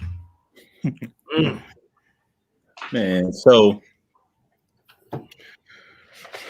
I'm never gonna say never because it's like I'll never say that because it wasn't a Michael Jordan until there was Michael Jordan, right? There wasn't a LeBron until there was LeBron. So I think there will be, if time goes on long enough, there will be. I'm not going to say just because it's a female, it can't happen. But O is right. It has to be somebody that can cross all genres, right? They got to be able to do an album with straight hood, yak sipping, weed smoking, but also heavy metal, You know, they got to be able to cross all that. If they can cross all of that like Drake, they can do that. And it's interesting that y'all say that is because the two artists that y'all mentioned, it's funny that y'all mentioned them too, because I was just looking into it a couple of days ago because me and my wife got into a discussion. But you know, the number one rap artist for a good little while, it was Nicki Minaj. She was a number one album selling rap female artist ever. She had it. But you know who it is now? It's Cardi B. Cardi B passed. No, it's not. Yes, it is. Google it right now if you don't believe me. Cardi B just passed her as the number one, and it's based off of album sales. So here's my thing. Now, for a female, it's a double standard. For an artist, for a female, I'm going to be real with you. All you got to do is be fine and nasty. The nastier, the better, because that's all Cardi B is. If you strip her lyrics away from her and the filth she does and the way she looks, she's nothing. You know, at least some of the women that we're talking about. No, seriously, but at least some of the women we're talking about, like Queen Latifah, Eve, those women. You can dress them up and you can make them pretty. You can get them to talk nasty and sex sells, right? You can do all of that. But at the bottom line, if you take it away from them and you put them on the corner, they can spit some bars with somebody just off of freestyle. She can't do that. She can't do that. But she's the number one selling artist. So that's why when you say it'll never be a number one, I can't say that because it's not about being a lyricist. It's about what you can sell, and sex sells. Cardi B can literally come out with an album. She can just come out and be like, penis, platinum. Platinum. I'm the new single because I ain't hear the new single. Is that the new single? The new single is just penis, and then the remix is penis plus penis, and it's just double platinum, bro. That's all you got to do. Put her in something tight, and just pour water on her and just let her. But Shell, you know what though? I think that there's a ceiling to that. I think that when a feeling to it, but she ain't hit it yet. Well, but hold on. But think about this. So, for the most part, you got the women that are over sexual, right? Yeah. And to men, that'll move us for a hot second. You know, we'll listen to a song a couple of times, we'll watch the video, and then we're done with it. I'm sure everybody, whether they want to admit it or not, may have looked at that WAP video once or twice. And then you done with it. I've never seen such a thing. That's what cool. Is this video you speak of? Right. But what I'm saying is, never seen it. You might listen to that song, or you might watch the video, and then you done with it. So that's why I feel like with men, there's a ceiling to over sexual. Now on the other side, you got a chick or two who might be hard, like a Young and May. You know what I'm saying? Like that's another different type of music. But there's a ceiling to that because whatever she's talking about, there's 100 other dudes talking about the same thing. You know what I'm saying? So, you know, because this is a man's world, women has a ceiling. Whatever dope thing a woman could do to a man, there's another guy that could do it better. You know what I'm saying? I agree with you 100%. But bro, just like the stock market, it has a ceiling, but it just ain't been reached yet. And I'm telling you, and that shows, dude. I think you can Google it, man. I'm telling you, I ain't gonna do it now, but you can Google it. I think it's over 31 million albums sold. And see, the thing about Nicki Minaj did it over a period of like 5 years. But the difference, but she hasn't even released her sophomore album yet. She hasn't even released her second album. And that was just what I'm about to say. Nowadays, these artists are dropping singles. It's easy to sell a single, but you put the right person on it. You know what I'm saying? Cardi B, I don't think has put up the numbers for her album, but singles, she knocking it out. She knocking it out the park. But I just feel like there's a ceiling, man, because a man is always going to look to a man's perspective more so than a woman. But you can't. But if you can't really say that because when you look at like just artists in general, when you look at artists, some of the largest selling artists of all time, you know, you got the Beatles up there, you got Michael Jackson, but you got people like Mariah Carey, you got Celine Dion. They're women. So I don't think it's about them being women that's gonna hold them down. I think it's just striking at the right time because it's enough women. It ain't got to be men that like them. That's not what drives their sales. We're not saying that women can't sell. Women are great. Women make great music. The question was, can a female be on top? And I'm saying to me, I feel like there's a ceiling to that because there's more. We can listen to a more variety than what we got, either the over sexual or the super hard. You know, you got the alternative rapper chicks. They're not gonna make it to the top. But what if you come across a female like Drake that can sing and rap and can do all that stuff? She can, if she's got the right vibe to her. We got Missy. She wasn't like the Missy was very specific in her style was very. She tried to get away from it, but if you notice, when she got away from it, it didn't do so good.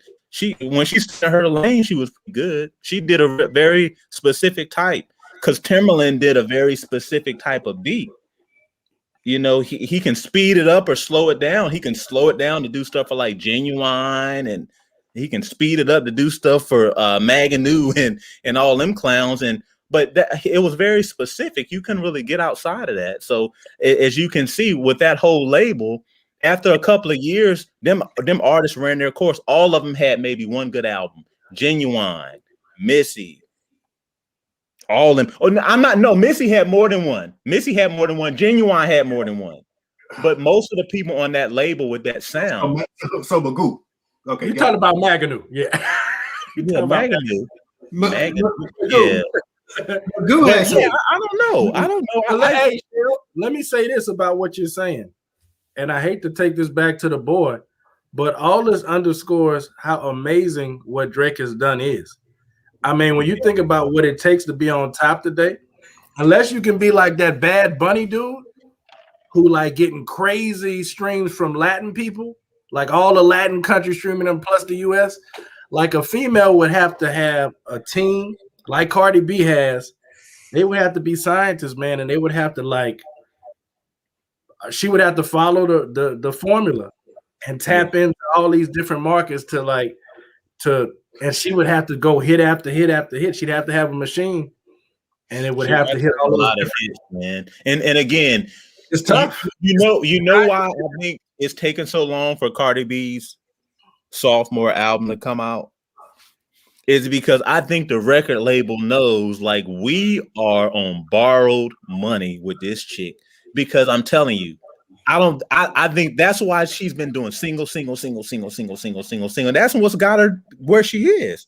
That's just the game, though. Everybody does singles now. Yeah, they test the waters with the single. I know, but with her, it's been extreme. Come on now. How you become the number one rap selling artist and you've only done one album? And the rest of them are just singles and features. Hey, but look, I'm not making it up. You can Google. I'm telling you. You're right. But Shell, it's a new day. The game is streaming for better or worse. The game is different. These people are trying to stream. They ain't worried about bodies of work. That's why I say that. That's going back to the question. That's what I'm just saying. That's why I won't rule out that a female couldn't be on top. Right. Because of that. Because it's not necessarily about a lot of the stuff that we think about, like straight lyrics and all of that. It's about different stuff, man. If you can catch the wave and get enough people to like you and stream you and follow you, you can be number one. Well, here's my thought. I don't think it can happen, and the reason why I don't think it can happen is something that's been touched on already. You know, it's the type of hip hop is still a male dominated sport, or art, right? And most of the audience is still going to be most of the audience is still going to be males. There's going to be females that like to, dance to certain music, and do things, but the people who's really making up, the people who own the industry are males. People who are around the industry are males. There's more males in the industry than anything. There's going to be males that is going to be tired of hearing that stuff. It's okay to, for a time period, but then after that, they're going to be okay. What else you got? There's people that's, male artists. It's kind of like this. Cardi B was pretty much running New York, right?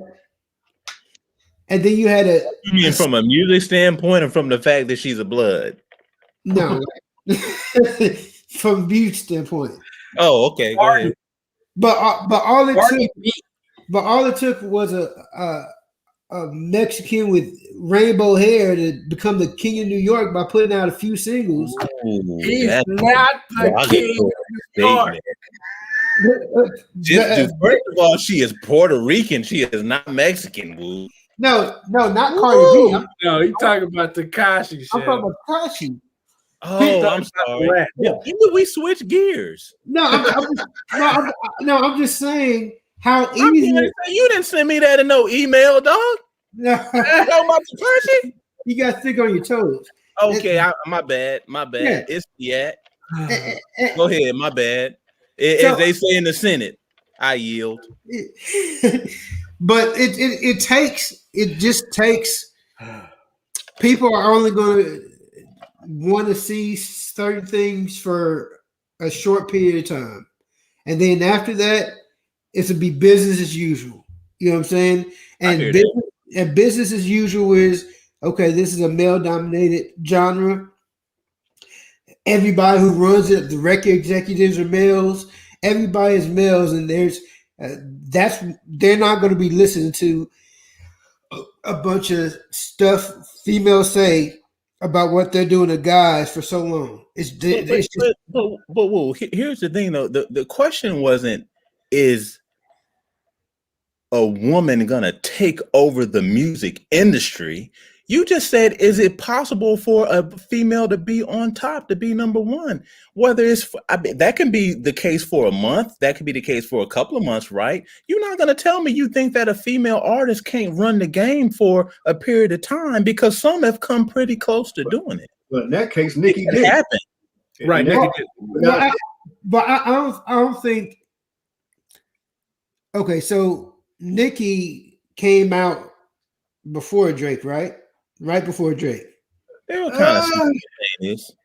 I don't know. I think they was made in the same petri dish. They were doing that thing separately.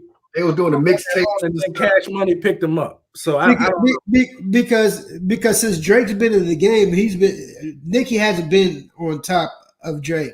When you talk about the hip hop's leading player, it's been Drake. Nicki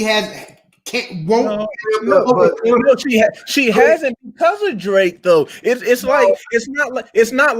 kind of like you saying, like, man, Clyde Drexler, he just didn't win championships. He didn't because Michael Jordan was there. Like Charles Barkley, because of Mike. It's not just because. So it's like, if Drake wasn't there, you trying to tell me Nicki couldn't have been number one? He just was there, and I don't think he was there because he was a dude. Drake's just a better artist than her. Look, Drake doesn't drop out. He helped make Nicki the artist that she is. A lot of features and songs together. Drake doesn't drop every single summer. All right, he does take a summer off or two off. So even though Drake you may hear him on a mixtape or on a single for somebody else, a guest appearance, like, oh man, Drake's still doing it. He don't drop every year. So the years that he don't drop and Nicki drops on that year, that's money, dog. But I feel you, but Drake I don't think that's. I think you're saying that because she didn't surpass Drake, then obviously she can't be a number one. No, I mean, I'm not saying that she's better than Drake. She would never surpass Drake. But I'm just saying, I'm not ruling out the fact that at some point in time there couldn't be a woman that come along that just is just cold with it. I mean, before Drake came along, there wasn't a Drake, was it? Was there somebody that did what Drake did before Drake? Was there somebody that did what Mike did before Mike? Was there somebody that did what the Fat Boys did before the Fat Boys? Drake is his own animal. Yeah. Yeah, I just want to see if y'all was on y'all toes. I'll call that Fat Boy. Yeah, I caught y'all. Yeah. There was. There's some Fat Boys for those Fat Boys. Yeah, there was. Yeah, I just want to make sure. Like, I mean, Drake is like Haley's Comet. Yeah. It only shows up every 100 years or whatever. Oh, but when Drake is kind of low, when he's like in a lab or whatever, kind of quiet, there was a time. That's why y'all talk about Drake like he a demigod or something. Y'all act like I mean, Drake's a good artist, but so when I say top of the game, what are y'all looking at? Are y'all looking at top 3? You top 1? What are you saying? I'm talking when I think top of the game. I'm talking about it's hard for you to get in your car and go from here to Walgreens or Home Depot or whatever without hearing a song from them. And that's the thing about Drake. I mean, you flip stations. You're like, man, let me go to this station, and he on there, and you're like, man, let me go back to 94. That's what I'm talking about. I'm gonna tell y'all something. I thought so, but I had to look it up. So when Nicki Minaj did Pink Friday, right? That was 2012. Drake released Take Care in 2011. Running the Game, right? Drake's next album was the same, wasn't until the 2013, the year after Nicki released. That year, that 2012, that year that Nicki released that album, you could argue she was running the game. And that's where you know what I'm saying, the boy came back. But in that little time in between his albums, Nicki was killing it. Yeah, I mean, she might have been on top 6 months. I'm not saying she's above Drake, but I'm just saying, again, the question was, could it happen? And I think it could. That's all I'm saying, bro. Is it likely? Is it likely? Probably not. But could we saying that it has. Right. We're saying right. We're saying that it has. But again, I'm not opposed to it happening again. It could happen again. Now, like what you said, you made a good point. I don't think the Megan and the Cardi B's are the ones to do it because, like you said, it's a very, very specific. Like you said, it's they on borrowed time. After a certain period of time, people are gonna get tired of that and they're gonna want to listen to something else. You don't get tired of listening to Drake. You know why? Because sometimes he's just flowing. He fast. He's slow. Sometimes he's like, you don't know what Drake gonna do. Yeah. You don't know what he's gonna do. So let me ask you a question. Do you think Nicki is a bigger artist than Kendrick Lamar and Rick Ross? To this point, yes. She's definitely bigger than Ross, and you could argue bigger than Kendrick. I mean, you think, look at Rick Ross album sales and Nicki Minaj's, and then look at Kendrick Lamar's. He got some years to catch up. Kendrick Lamar had a great showing. He had Damn was a great album. The reason why I said that is because in 2012, when that Pink album came out, Good Kid, Mad City also came out, as well as God Forgives I Don't. So you can argue that Kendrick, because Kendrick was everywhere in 2012. He was. Yeah, so you can even argue at that point. Was he bigger than Nicki? But the problem with that was he bigger than Nicki in 2012? The problem with that, Marshall, is that Nicki is more pop relatable. She's commercial, and that's what we're talking about, guys. That's what I'm saying. Nicki can do an album with Lil Wayne in the gutter, and then she can go over and do an album with Pink or Celine Dion or something. To truly be on top, you gotta get the white folks, you know what I'm saying, to buy your stuff too. So no, Kendrick Lamar, Good Kid, Bad City is a classic. God forgives, I don't. To me, is a classic. Yeah, but them things went over on it was big with certain people, right? It's critically acclaimed, right? It's critically acclaimed, but commercially successful, that's another thing. So Kendrick was ascending, but Nicki was already up here, and when that Roman Reloaded came out, she just look, Rick Ross. Dude, I'm telling you right now, y'all talk about Drake. I like Nicki, bro. Nicki, she's kind of quiet right now, ain't she? I'm telling you, when Nicki comes back again, everybody gonna have to chill out. I'm telling you, even when she comes back, you're gonna have to chill out for a little bit, because if you put your stuff out during the time that she does, you're not gonna make no money. So I'm telling you, when she comes back, she gonna do it. And I'm not saying she's gonna surpass Drake or anything, but I really think she's probably a little peeved that Cardi B has surpassed her, because I know she's like, this chick ain't me, nothing close to me, but she has surpassed her. So I think Nicki's next album is going to be large, and I think it's going to dominate for probably a good year or so. And then she'll go dormant again, and she'll turn into a butterfly or something. I don't know, flying this out. Weeks. It'll be good for a couple weeks. You know what I'm saying? Yeah. A couple strong weeks. It'll be like, hey, she'll be on top for a couple strong weeks. And then Drake will come and be like, hey, sit down, little sis. Sit down. Okay. Again, that's okay. I cannot emphasize enough that what Drake is doing has never been done before. I can't emphasize. I realize that because you've said it like 7 times. But dog, streaming has made the game so fickle. It was already fickle, but now it's ridiculous. It's like you got a week and then you're done. And somehow this dude continues to just like be in the clouds. Yeah. Just cloud hopping. It's crazy. I want to know why Shell's covering up his camera.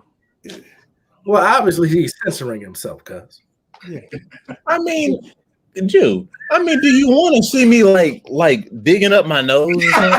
I mean, I'm gonna just next time I feel like I got something in my teeth, I'm gonna just be like this, like this term.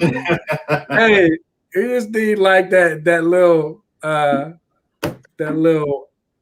camera symbol and the boo. Yeah, it's like, man, can I get a break, man? I just farted real loud. I almost threw up because it stank, man. Can I get a break? Goodness. You going through it over there, man. Ate a lot of beans, man. It's been cold. We make a lot of chili when it gets cold. Stew and chili. We put it in the crock pot, man. Let it go. Hey, man. Conditions were rough over there in Texas, man. Who you tell? Well, no, we never lost power though. We never lost it. We actually had a friend, or pretty much a whole family from the hall staying with us from Monday to that Thursday, because they lost power like that Monday morning.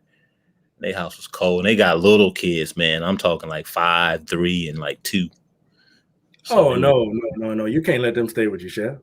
Upset your life, brother. Yeah. They did. They did. I kind of let them have the bottom half of the house, and I just stayed upstairs. Now I come downstairs every now and then. My house was so bottom half of his palatial estate.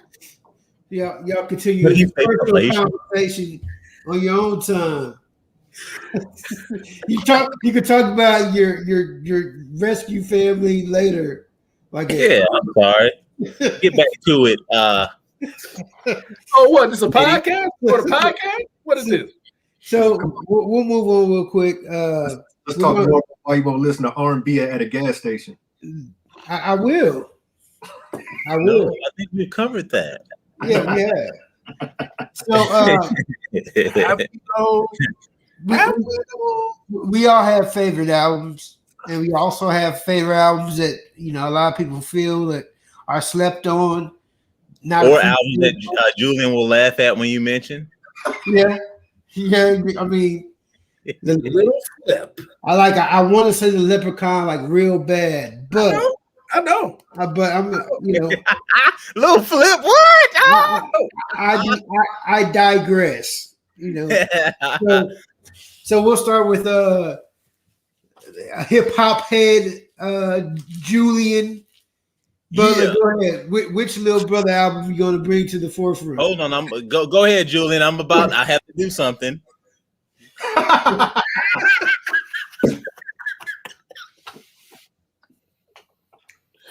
Oh man! Oh my God! Oh, filthy nose bum! All right. So, one of the albums, I really don't feel like a lot of people have heard this, but I think it's an incredible album.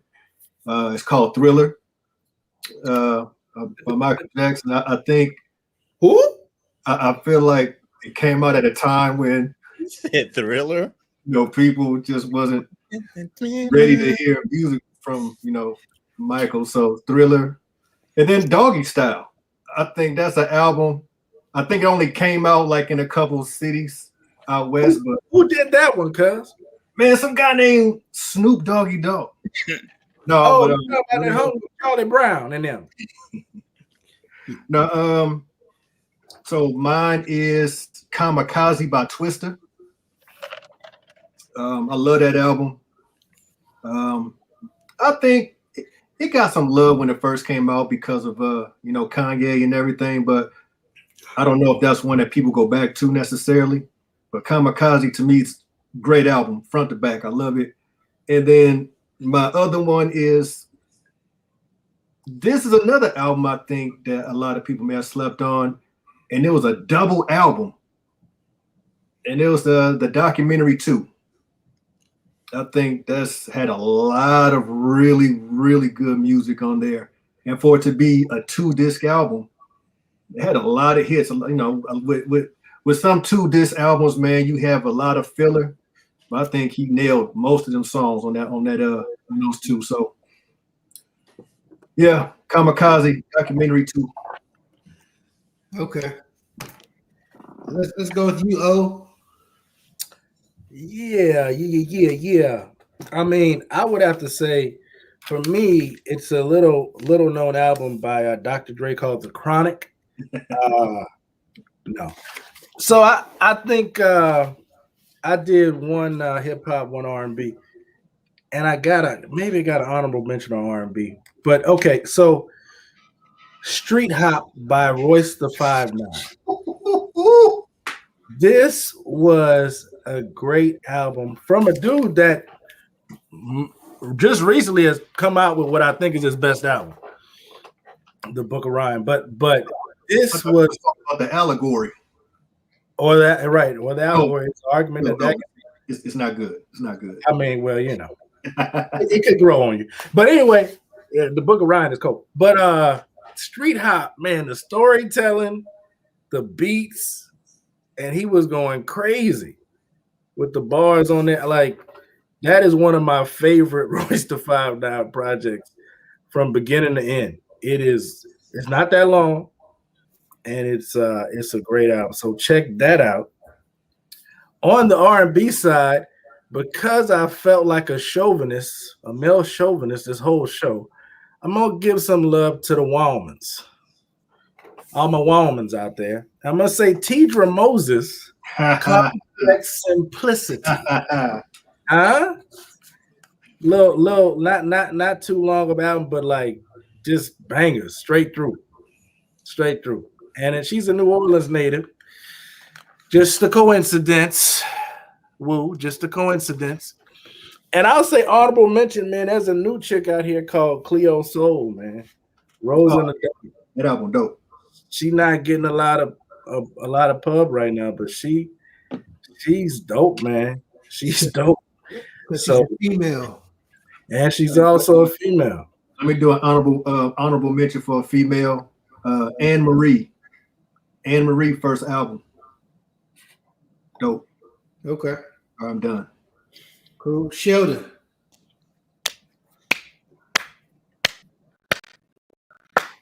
Are you doing your Denzel Washington clap? That's what we talking about. Okay. Number one, I'm gonna do this because hopefully y'all can feel me on this, because I don't know if y'all really understand how deep it's ingrained in me. They kind of raised me, other than my parents. but I am a Wu-Tang Clan fan deep. To me, the coldest is one of the coldest albums that people just don't talk about enough anymore because it does so many things. It just takes me back. Is Ghostface second album, Supreme Clientele. Slept on album. Great. I loved Iron Man, his first one. I thought it was dope, but I think Supreme Clientele the better one to me. That's number one. Number two is in albums is being slept on. Albums that I thought were better than they were. Is I'm gonna have to go with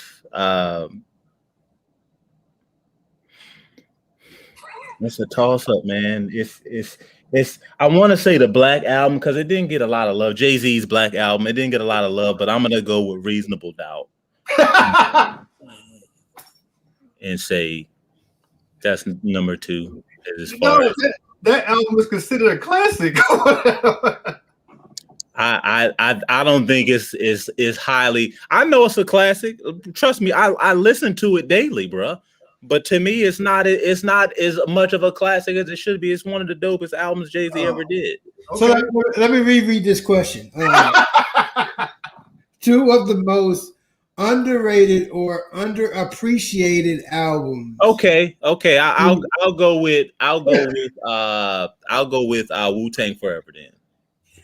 The double LP. Okay. Oh my gosh! Thank you so much. Those were great selections. I'm gonna go with Shell gave him that Denzel laughter. I'm gonna go with number one, Lil O, Fat Rat with the Cheese. Lil O, Fat Rat with the Cheese. I ain't heard that name in a long time. Who's Lil O? Hey, do your research. Fat Rat with the Cheese. And then I'm gonna go. That up, guys. Then I'm gonna go with Mia X, Unladylike. This dude love Mia X. Those are not my two selections. However, they are honorable mentions. My real two selections are these. Oh man! How do you spell Lil O? L-I-L-O. I didn't know that. That's how it is. Like it sounds. L-I-L. I ain't heard that name. Is it customary to get honorable mentions every time, or do you just choose to do that whenever you want? Whenever you feel like it. Because if that's the case, you notice I never got any honorable mentions. Well, I know you want to say you guys album. I don't want to say Little Kim, and I don't want to say Mobb Deep. You want to say you guys. You want to say Jizz's album. Capadonna, maybe not You God. You God was trash. He just wore a do-rag all the time. And I thought, thank you. You God was trash. Thank you so much for admitting something that I've been saying. Inspector Deck was the dopest for as far as lyricists, but they never would give him his own solo project. Raekwon was dope. He had two albums, one too many. Actually, Raekwon had like 8 albums. Why do you have so many albums? The dopest one to me was Inspector Deck. He never really got the clout. Raekwon was dope. Inspector Deck has a lot of projects. Ghostface was just that dude. Ghostface was just like, yeah, man, I shoot you in your face, but yeah. Well, so my real two underappreciated albums, I'm gonna say Ludiversal by Ludacris, who I think a lot of his projects are very underrated. That was a real good album.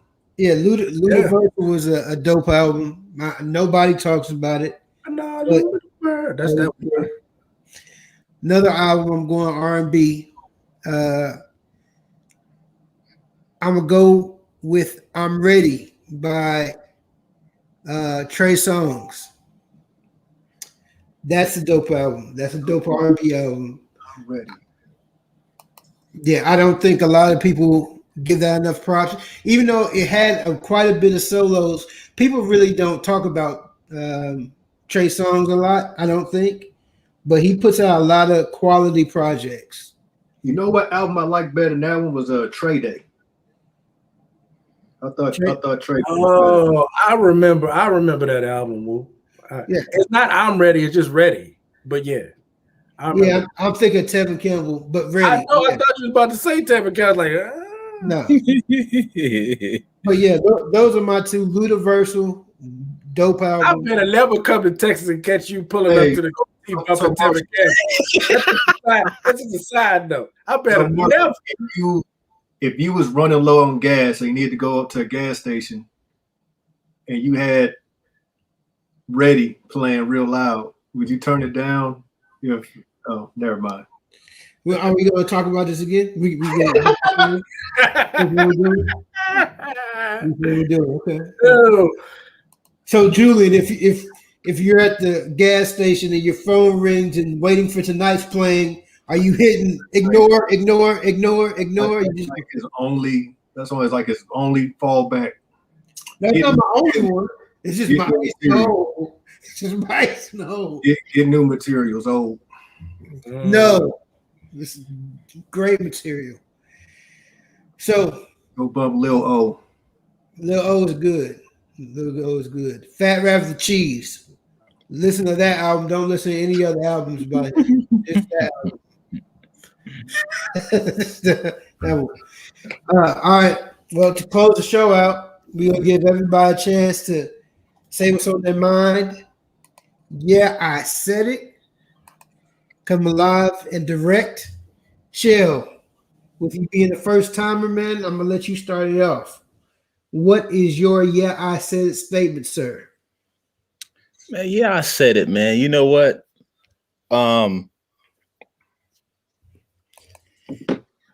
You're thinking about it right now, ain't you? No, I ain't thinking about it now. I've been thinking about it, man. I just want to brace myself before I say, man, I'm tired of the coronavirus.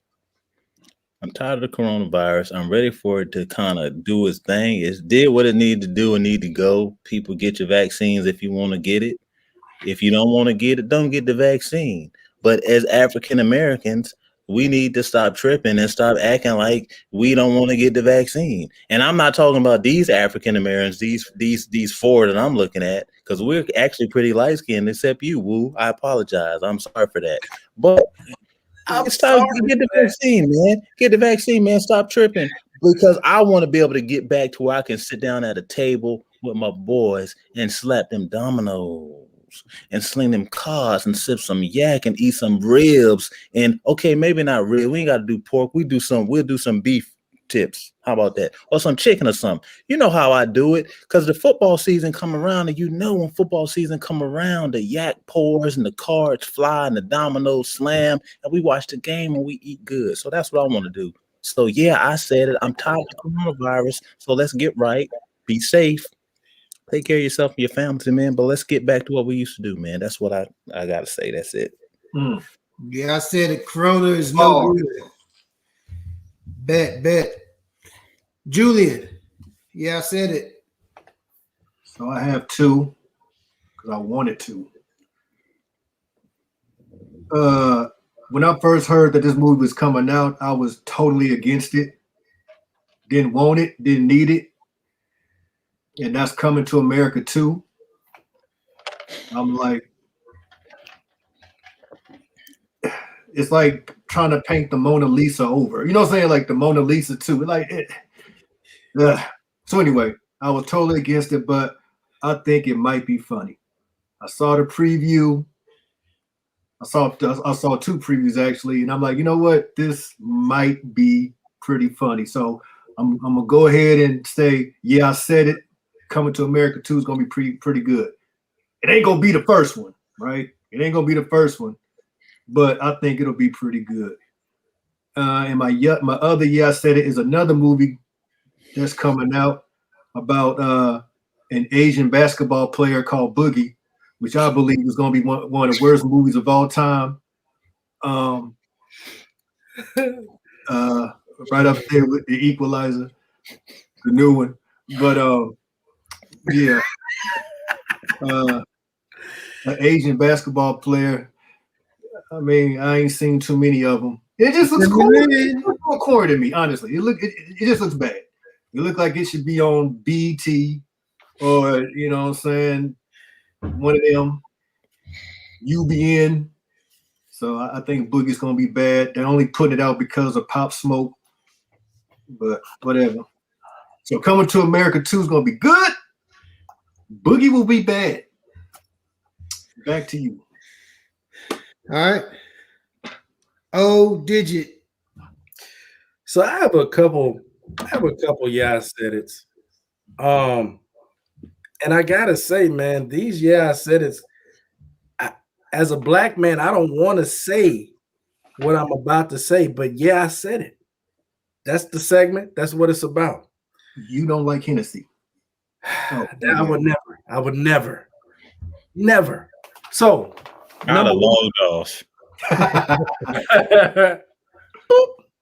So, number one, on my list of black coaches that don't deserve a job in the NBA, Ty Lue, terrible coach.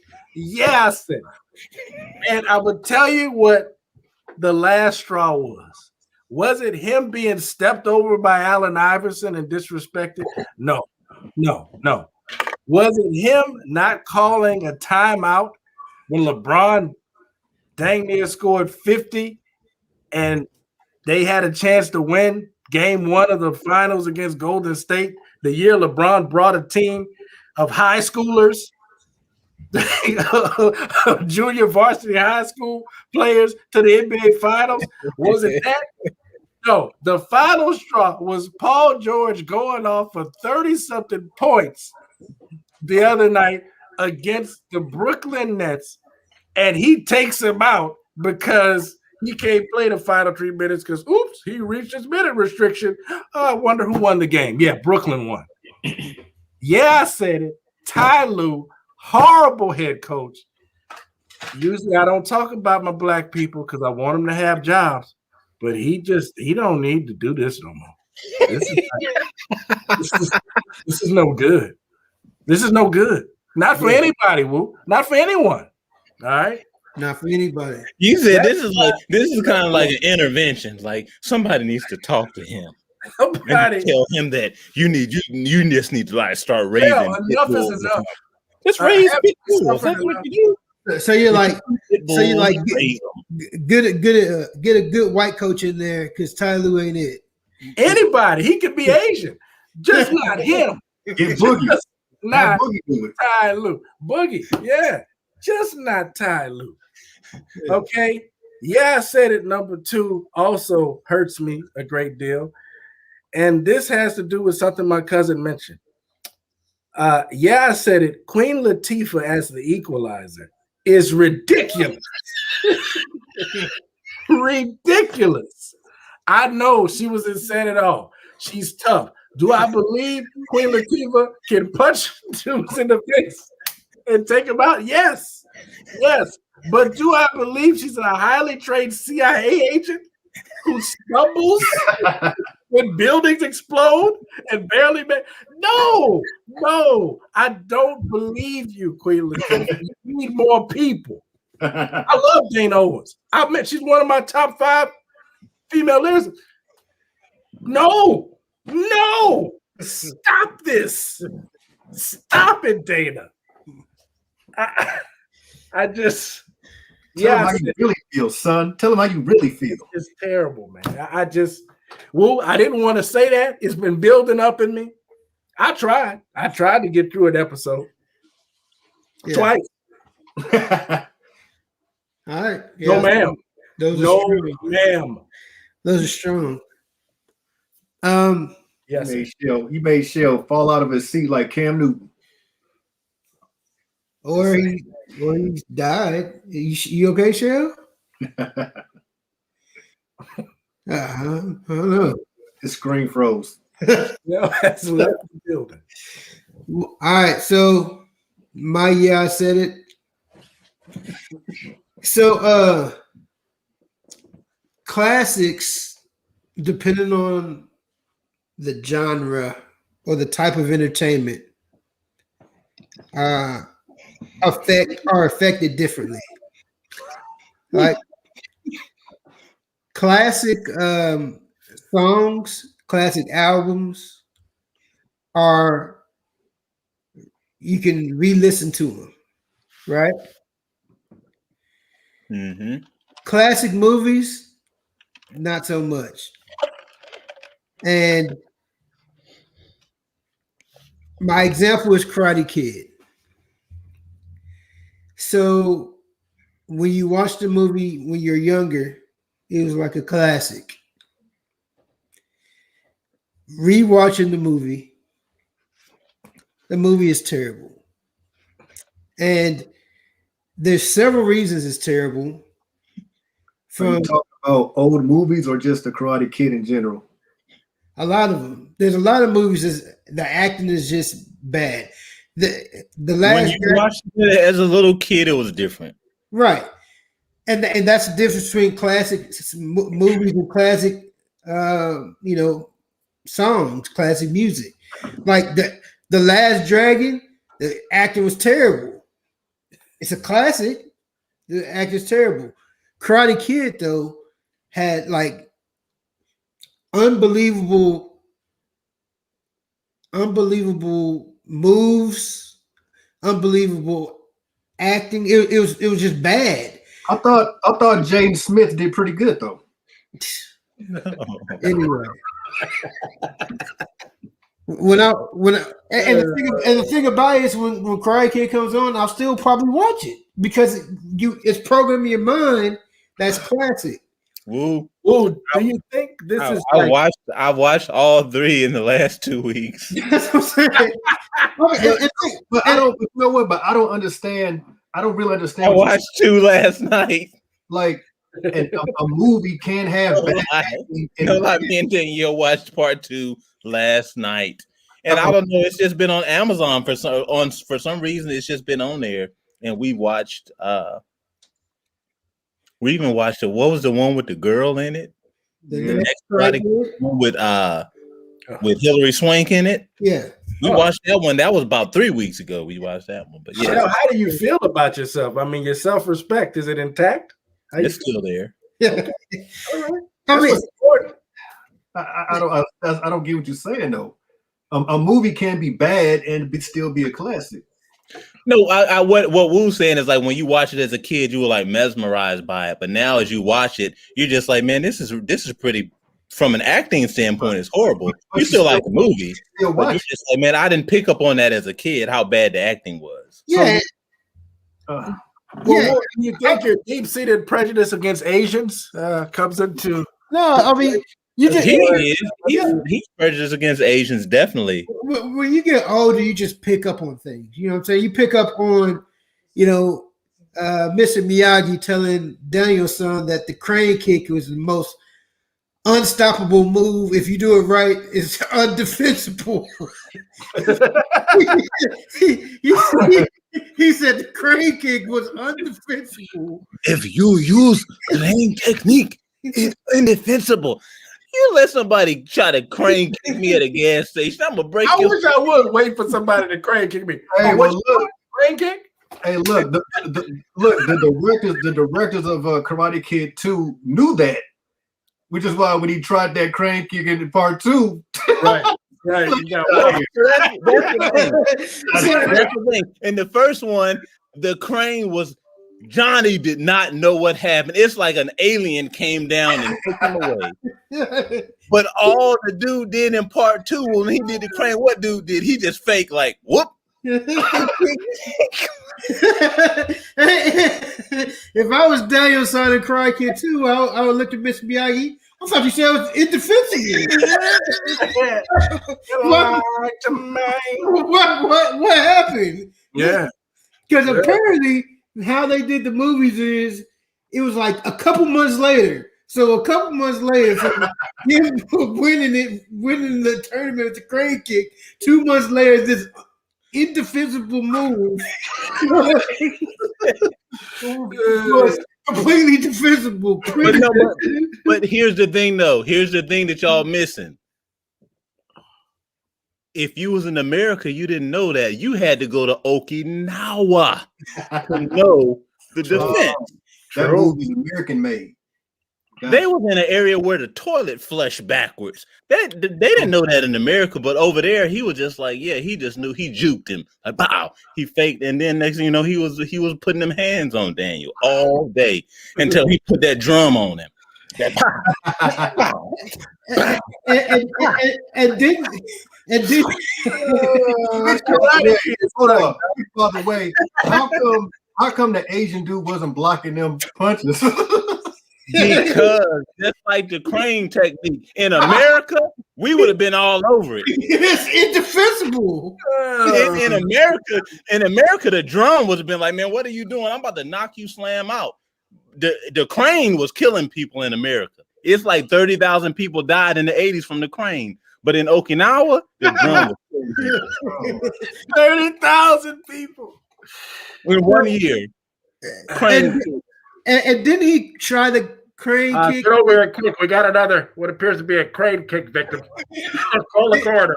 Didn't he try the crane kick again in Karate Kid 3 with the other dude? And the other dude was like, yeah. he tried the crane kick again. The other dude almost broke his leg, dude. I know he did. He tried it again. He was like, well, I'm going to break it out. I'm in America again. They don't know. He was like, no, this is America 2.0. Man, give me that. Man. Break your... So yeah. The moral to the story is we have different criterias of classics depending on what type of entertainment. Karate Kid wasn't a good movie, but guess what? If it comes on, you're gonna watch it. If it comes on, I'm gonna watch it. So yeah, I said it. That's kind of like for me, the Last Starfighter. When I was a kid, I thought that was Star Wars. That movie's terrible, man. Terrible. And then there's movies that's always going to be terrible, like Torque. Hey guys, I tell you what would be a good one for next time? Old classic kid Saturday morning cartoons, dude. You can't go wrong with that. Old movies, old cartoons. You want us to watch them together on the podcast and just do commentary? Or? I don't know about that part. Well, we thank everybody for joining us today. Thank the guests, Julian, Shells. Subscribe. I'd like to give a shout out to Pooh Shiesty. I'm sure that you go out and listen to him. Is that our sponsor? He's the next one, Pooh Shiesty. Yes, sir. So, you up next? We'll see y'all next time. You up next? I'll holler at you.